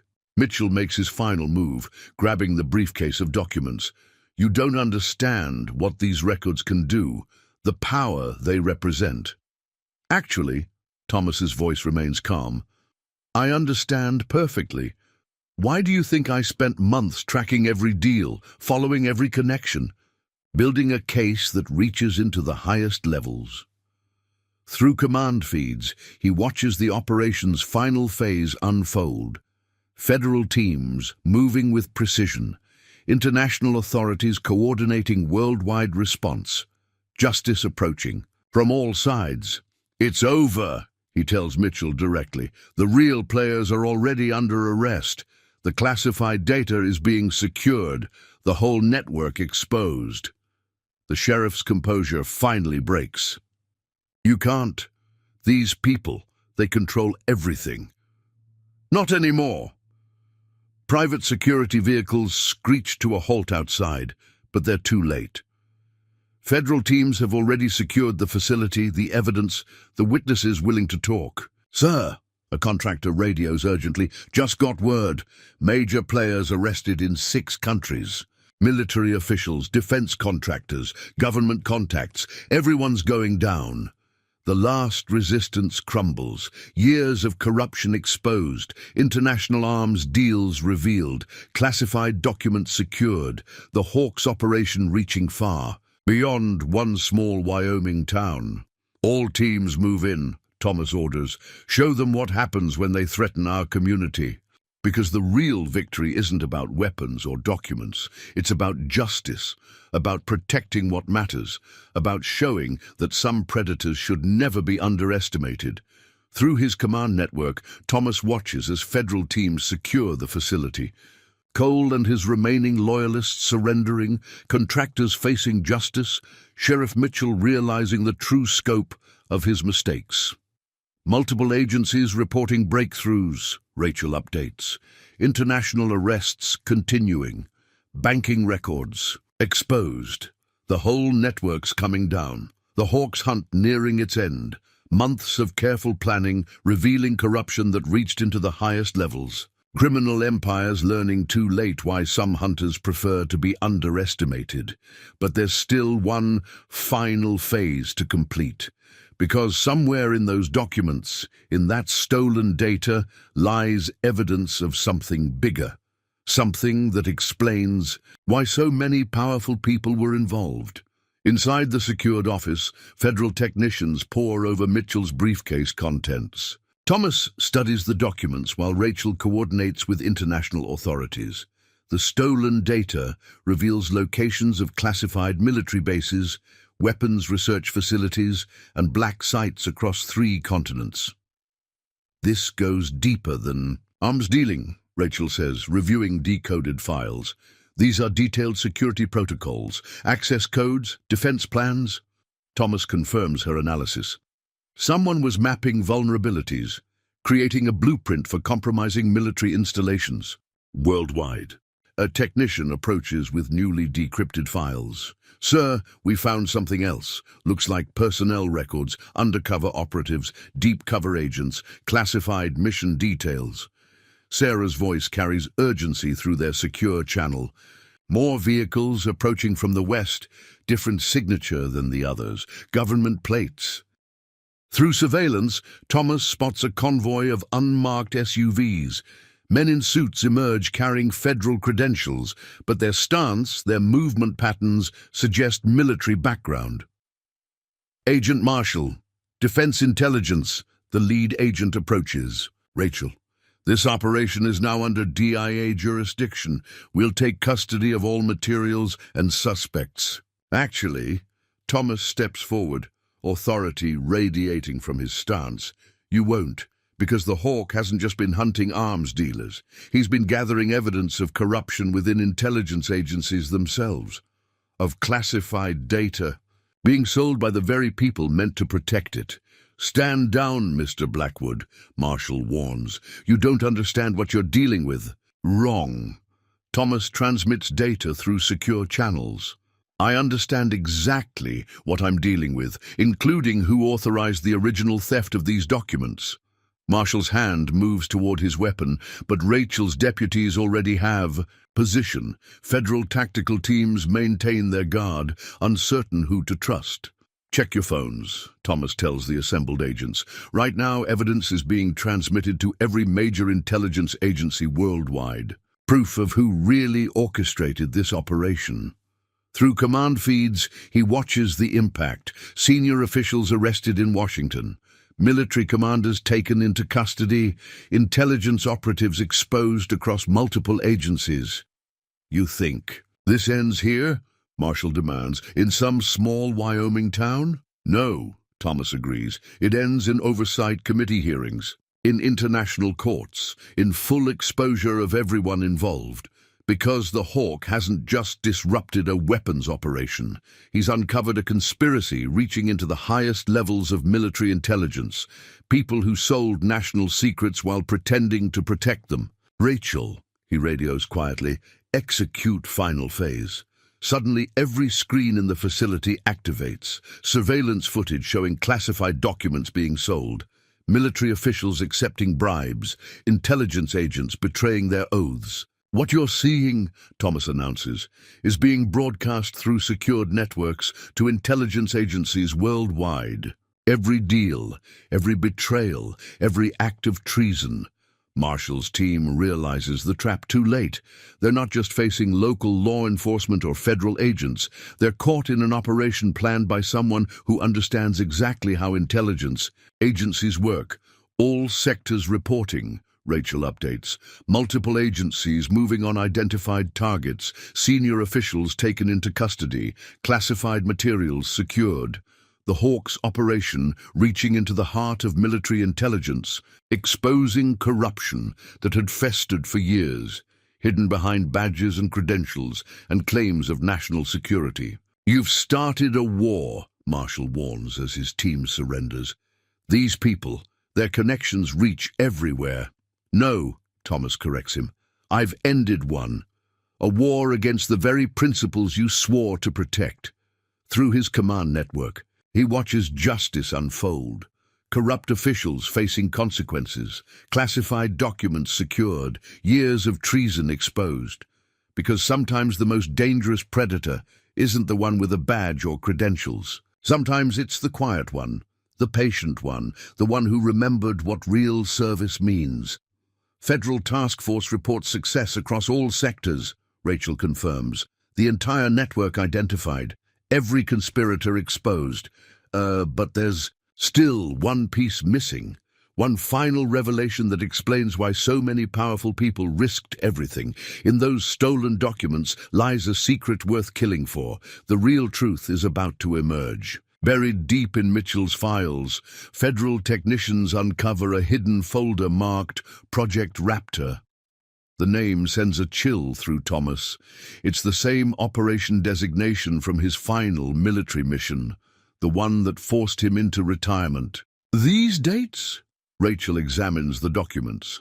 They align with major security breaches at 6 military installations, places where prototype weapons mysteriously disappeared. Not just weapons, Thomas realizes, scanning mission reports.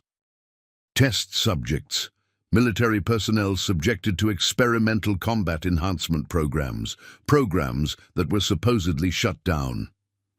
A young technician rushes in with new decryptions. Sir, we found lists, dozens of former Special Forces operators, all declared killed in action, but their files show active status. Through surveillance, Thomas spots movement at Eagle Creek's perimeter, different from previous tactical teams. These operators move with unnatural precision, their thermal signatures notably cooler than normal human readings. All units defensive. Positions, he orders through secure channels. We've got enhanced operators incoming, because Project Raptor wasn't just about stealing military secrets. It was about creating the perfect soldiers, using volunteered veterans as test subjects, men and women transformed into living weapons. Director Marshall sends regards. A voice carries inhuman clarity through the darkness. Says you should have stayed retired, Shadowhawk. Thomas recognizes the speaker, Captain James Wilson, reportedly killed in Afghanistan, now moving with mechanical efficiency, leading a team of similarly enhanced operators. James, he responds carefully, they told us you died in that attack. Evolved is more accurate. Wilson's movements blur with impossible speed. Project Raptor gave us everything, strength, speed, enhanced cognition. Why do you think they really wanted these tunnels? Perfect facility for continuing the program. Rachel's voice carries controlled. Urgency through comms. Multiple contacts. Enhanced signatures. They're surrounding the facility. But Thomas has prepared for this too. Because he hasn't just been hunting arms dealers or corrupt officials. He's been tracking the program that turned good soldiers into unwilling weapons. The program wasn't advancement, he tells Wilson. It was exploitation, using desperate veterans, promising cures for combat trauma while turning them into test subjects. We're the future of warfare, Wilson responds, but uncertainty edges his voice. The next evolution of military power. Your victims, Thomas corrects. And I've got proof. Project files showing what they really did to you. The real mortality rates, the failed experiments they covered up. Through thermal imaging, he watches enhanced operators process this information, their inhuman coordination wavering as buried memories surface. "Sarah," Thomas signals quietly, "initiate Protocol Omega." Suddenly, Eagle Creek speakers activate, broadcasting a specific frequency. The enhanced operators stagger as hidden programming activates. Fail-safes built into their augmentations now turned against their controllers. What's happening? Wilson's mechanical precision falters. "These signals are breaking their control," Thomas explains, "freeing you from programming masked as enhancement, letting you remember who you really are." Because the Hawk hasn't just been gathering evidence. He's been working with military doctors, finding ways to reverse what Project Raptor did to its test subjects, to save good soldiers from being used as weapons. Multiple agents responding, Rachel updates. Medical teams standing by. Specialists in neural programming, combat trauma, psychological warfare. Through command feeds, Thomas watches similar scenes unfold nationwide. Enhanced operators breaking free from control. Project Raptor facilities being exposed. The real perpetrators facing justice. "They said we volunteered," Wilson's voice carries returning humanity. "Said we were advancing military science." "They lied," Thomas confirms. "Used soldiers' loyalty against them. Turned trauma victims into unwilling weapons. But now you get to choose, to reclaim who you really are." Project Raptor's true architects face a reckoning, not just for weapons trafficking or selling secrets, but for experimenting on veterans, for betraying the very people they claimed to support. Director Marshall is under arrest, Rachel reports. Project files exposed, medical teams mobilizing to help affected veterans. The Hawk's operation revealing its final purpose, not just exposing corruption or stopping arms dealers, but saving good soldiers from being used as weapons, helping them find their way home. In the end, that's what really matters, not the weapons or the secrets or the conspiracies, but remembering that behind every operation, every mission, every battle, there are real people worth fighting for. Wilson and his team surrender to medical custody, not as enhanced weapons or failed experiments, but as veterans deserving help, as soldiers finding their way back to humanity. The Hawk's hunt is complete, justice served not just through force or exposure, but through understanding, through remembering that sometimes the greatest victory isn't defeating your enemy. Sometimes it's helping them remember who they really are. Dawn breaks over Wind River as medical evacuation helicopters descend on Eagle Creek. Thomas oversees the treatment of Wilson and his enhanced operators, each receiving specialized care to begin reversing Project Raptor's modifications. "Neural programming is breaking down," James reports, checking medical readings. "Their original memories are resurfacing. It's like waking from a long nightmare." The town itself transforms as federal teams process arrests. Brotherhood members facing charges or turning state's evidence. Corrupt officials led away in handcuffs. Military contractors discovering their employers have already made deals with prosecutors. "Found something else," Rachel approaches with. "Newly secured files. Project Raptor wasn't just creating enhanced soldiers, they were selling the technology, trading American military secrets to foreign powers." Through the clinic windows, Thomas watches more unmarked vehicles arrive. Military specialists, trauma experts, neural programming analysts, all coordinating to help the enhanced operators recover. "They're starting to remember," James updates, stepping out of a treatment room. Combat missions they never officially participated in, operations on American soil, things they were made to do while under control. The scope of betrayal becomes clear. Project Raptor didn't just experiment on veterans, it used them as deniable assets, sending controlled operators To eliminate threats, silence witnesses, enforce corrupt officials' will, Mike arrives with more evidence gathered from bank records. Money trails showing how Project Raptor funded itself by selling enhanced soldier technology to the highest bidders. Director Marshall's accounts are exposed, he reports. Offshore holdings, shell companies, hidden payments, the whole financial network mapped. But Thomas's focus remains on the recovering operators, good soldiers who were betrayed, exploited, turned into weapons against their will. Their recovery matters more than any criminal prosecution. How many others? Wilson asks weakly from his hospital bed. How many more like us are still out there, still under their control? We'll find them, Thomas promises. Every facility, every test subject, every victim of Project Raptor, and we'll bring them home. Because the Hawk's mission isn't over.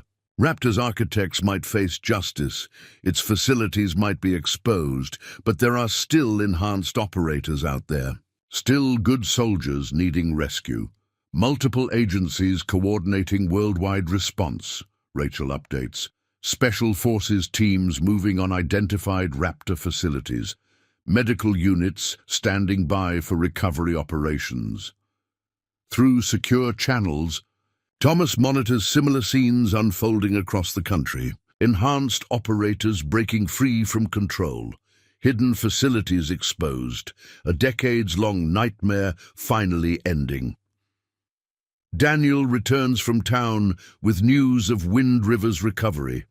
The community coming together, helping federal teams identify corruption, supporting families affected by Brotherhood's activities. Town's changing, he observes. People aren't afraid anymore. They're standing up, speaking out, reclaiming their home. Because that's what really matters. Not just exposing conspiracies or stopping corruption, but helping communities heal, helping people find strength they didn't know they had. Military medical teams arrive with specialized equipment, beginning the delicate process of removing Raptor's modifications, restoring natural neural patterns, helping soldiers reclaim their humanity. It's working, James confirms, checking new readings. The programming is breaking down. Their original personalities are reasserting. Through the clinic's security feeds, Thomas watches similar transformations unfold, enhanced operators remembering who they were, what was done to them, how they were betrayed. We found more files, Rachel approaches with fresh intelligence. Lists of other Raptor facilities, places where they're still creating enhanced operators. Thomas studies the data, already planning next moves. Because while Wind River might be saved, while this group of soldiers might be recovering, there are others still out there, still needing rescue. The Hawk's work continues, not just hunting corruption or exposing conspiracies, but saving those who can't save themselves, helping good soldiers find their way home. What happens now? Wilson asks, his voice carrying, returning humanity, to all of us, to everything they made us do. Now you heal, Thomas tells him. You remember who you really are, and maybe when you're ready, you help us find the others. Because sometimes the greatest victory isn't in defeating your enemy. Sometimes it's in helping their victims recover, in turning weapons back into warriors, warriors back into people. The real work is just beginning. 1 week after Project Raptor's exposure, Wind River hosts a closed congressional hearing. Military officials, intelligence directors, and oversight committees gather in the renovated town hall, processing the full scope of what happened in their quiet Wyoming community. The weapons operation was just the surface, Rachel testifies, presenting evidence to stunned committee members. Iron Brotherhood, the corrupt officials, the arms dealing, all of it provided cover for Raptor's true purpose. Thomas observes from the back, noting familiar faces among the gathered authorities. Former commanders, intelligence directors, people who once ordered his retirement, now facing consequences for their actions. Director Marshall's files reveal facilities in 6 countries, a committee member announces. each creating enhanced operators, each selling the technology to foreign powers, the biggest breach of military security in decades. Outside, the town shows signs of recovery. Mike's store reopened stronger than ever. James's clinic expanded, with specialized treatment areas. Deputy Watson coordinating with a new, uncorrupted sheriff's department. "They're asking for you," Sarah mentions quietly, as Thomas monitors the proceedings. "The enhanced operators.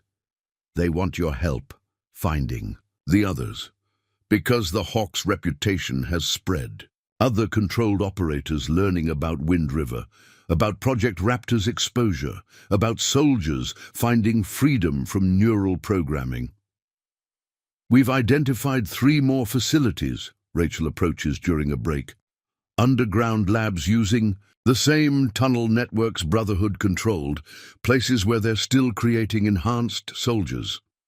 The committee reviews Thomas's full operation, how he spent years tracking Raptor's activities, gathering evidence, preparing to expose not just corruption, but systematic betrayal of American soldiers. "These men and women were heroes," a general testifies, voice heavy with shame. "Combat. Veterans seeking treatment for trauma. Instead, they were turned into weapons, used for unauthorized operations on American soil." Wilson, now free from Raptor's control, provides crucial testimony, describing the programming process, the loss of identity, the missions they were forced to perform while under neural control. "There are others out there," he tells the committee, "good soldiers trapped like we were, still being used as weapons, still needing rescue." Thomas studies tactical data on his secure tablet, satellite imagery of suspected Raptor facilities, intelligence reports of enhanced operator activities, a mission slowly taking shape. "They're forming a special task force," Rachel informs him during lunch break. "Military oversight, medical support, full federal backing. They want you to lead it. Because who better to hunt Raptor's remaining facilities than the Hawk, the operator who exposed their operation, who helped their victims recover, who knows exactly how they think." "Marshall wasn't the only one running these programs," a committee member reveals. "We've identified other directors, other facilities, other versions of Project Raptor. This goes deeper than anyone suspected." Thomas watches the hearing unfold while considering options. The Hawk could retire again, return to quiet ranch life.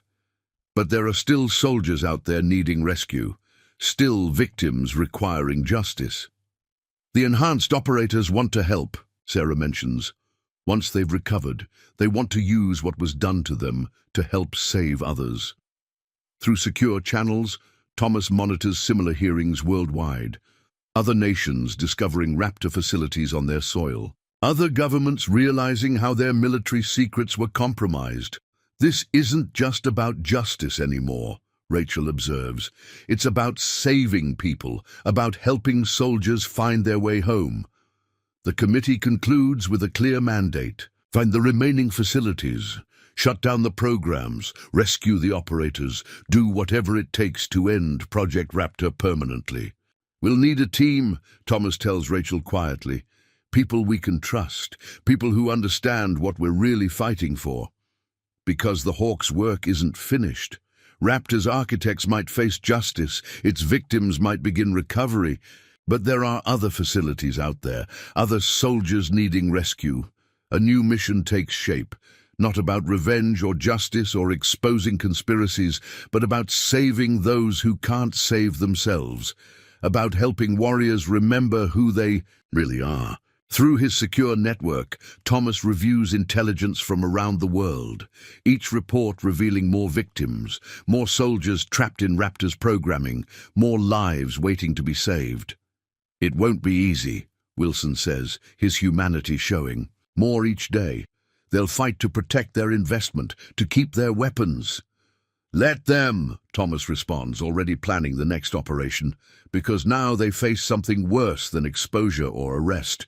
"What's that?" Someone who understands exactly what they've done, who knows how to hunt them, who won't stop until every soldier is free. Because sometimes the most dangerous enemy isn't the one with advanced technology or enhanced soldiers. Sometimes it's the quiet one, the patient one, the one who remembers what it means to truly serve. As autumn touches the Wind River Valley, Thomas stands on his ranch porch one last time. The morning sun paints the mountains gold, just like it did when this all started, but everything else has changed. Teams assembled. Rachel approaches, now wearing federal tactical gear. Wilson and the recovered operators are ready. Medical, unit standing by, just waiting on your order. In town, Wind River shows its resilience. Mike's store serves as a community center, helping families rebuild. James's clinic specializes in treating trauma victims. A new, uncorrupted police force protects restored streets. Congress approved everything. Sarah hands Thomas mission. Files, full authority, unlimited resources, complete operational freedom. They really want these remaining Raptor facilities shut down. Through his tactical tablet, Thomas reviews the assembled team. Former Raptor victims now turned rescuers.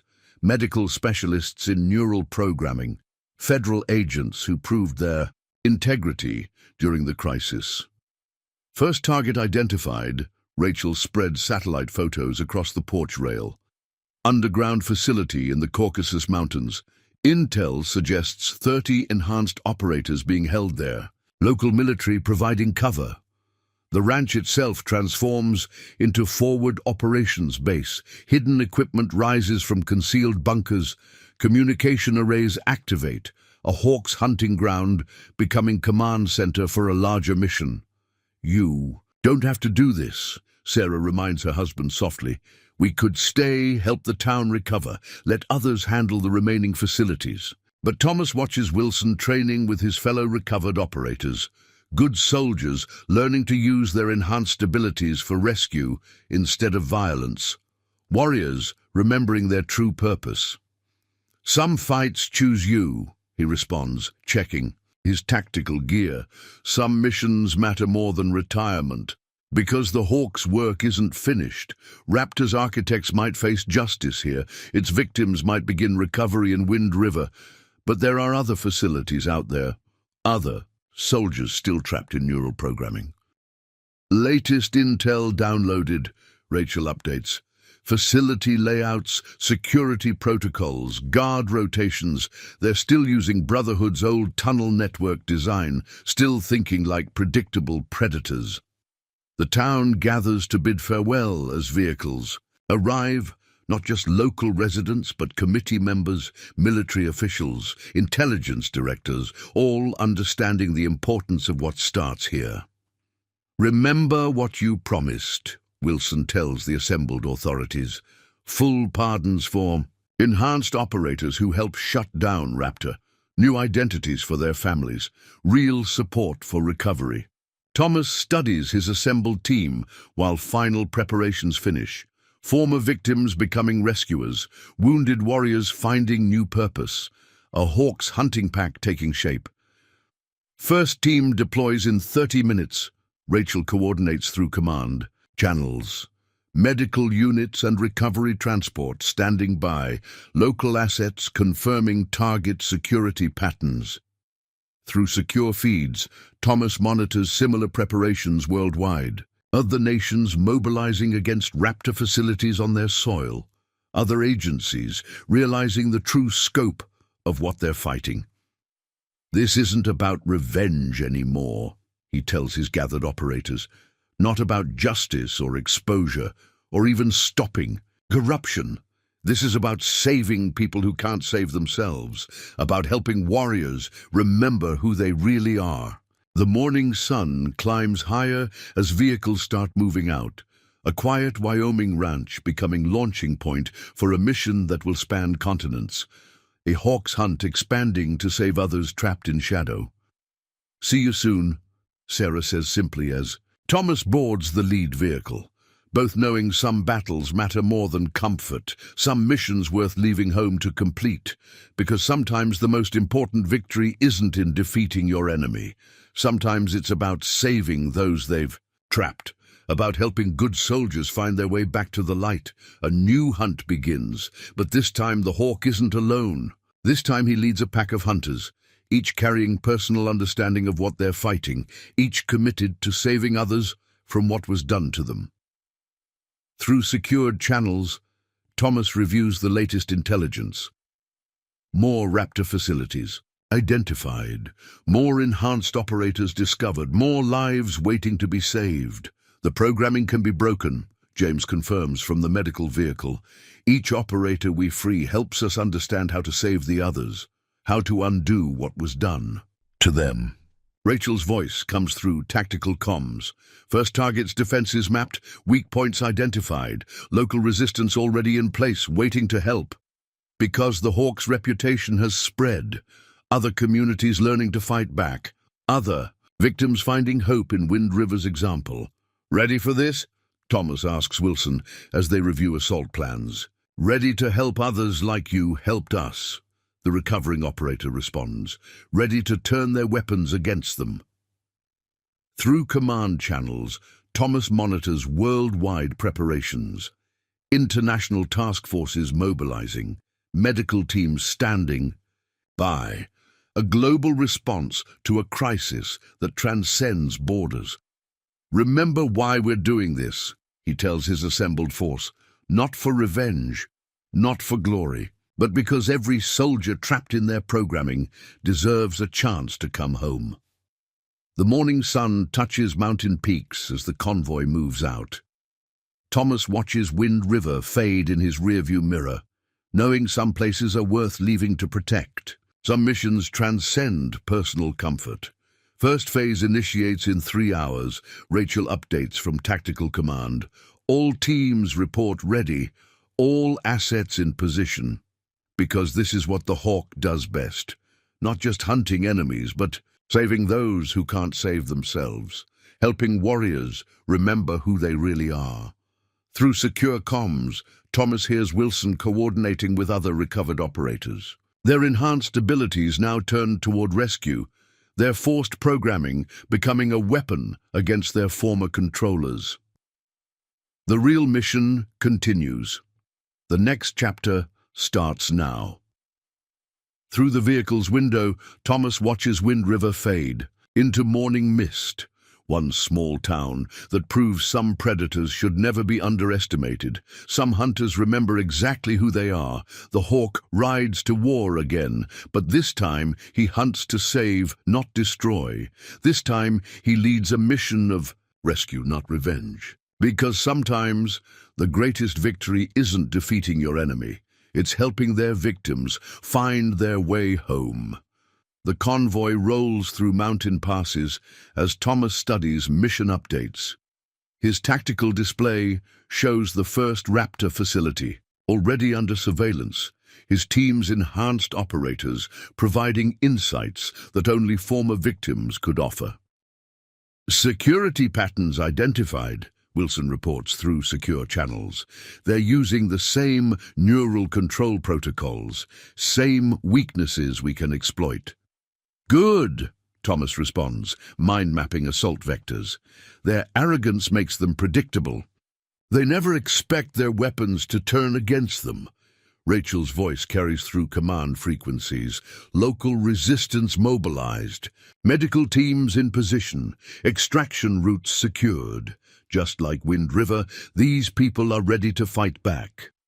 Through encrypted channels, Thomas monitors worldwide operations. Other teams moving on identified facilities. Other enhanced. Operators being located. Other communities preparing to resist. Latest intel confirms 28 captive operators at the target. Sarah updates from Mobile Command. Most former special forces, all listed as killed in action, all subjected to neural programming. The mission takes shape as mountain roads wind higher. Not just a rescue operation, but a message to Raptor's remaining directors. A clear statement that their victims are becoming their worst nightmare. Remember, Thomas addresses his assembled team, these aren't just enhanced soldiers we're liberating. They're brothers and sisters in arms, veterans who deserved better than being turned into weapons. Wilson nods, his recovered humanity showing. In every gesture, we know what they're going through, the confusion, the lost identity, the programming that makes you think you chose this. That's why we're the ones who have to save them, Thomas confirms, because we understand exactly what was done to them and exactly how to bring them back. Through his tactical display, he watches other operations unfold.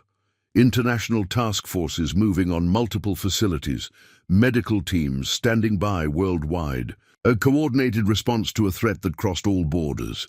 First facility in sight, Rachel reports.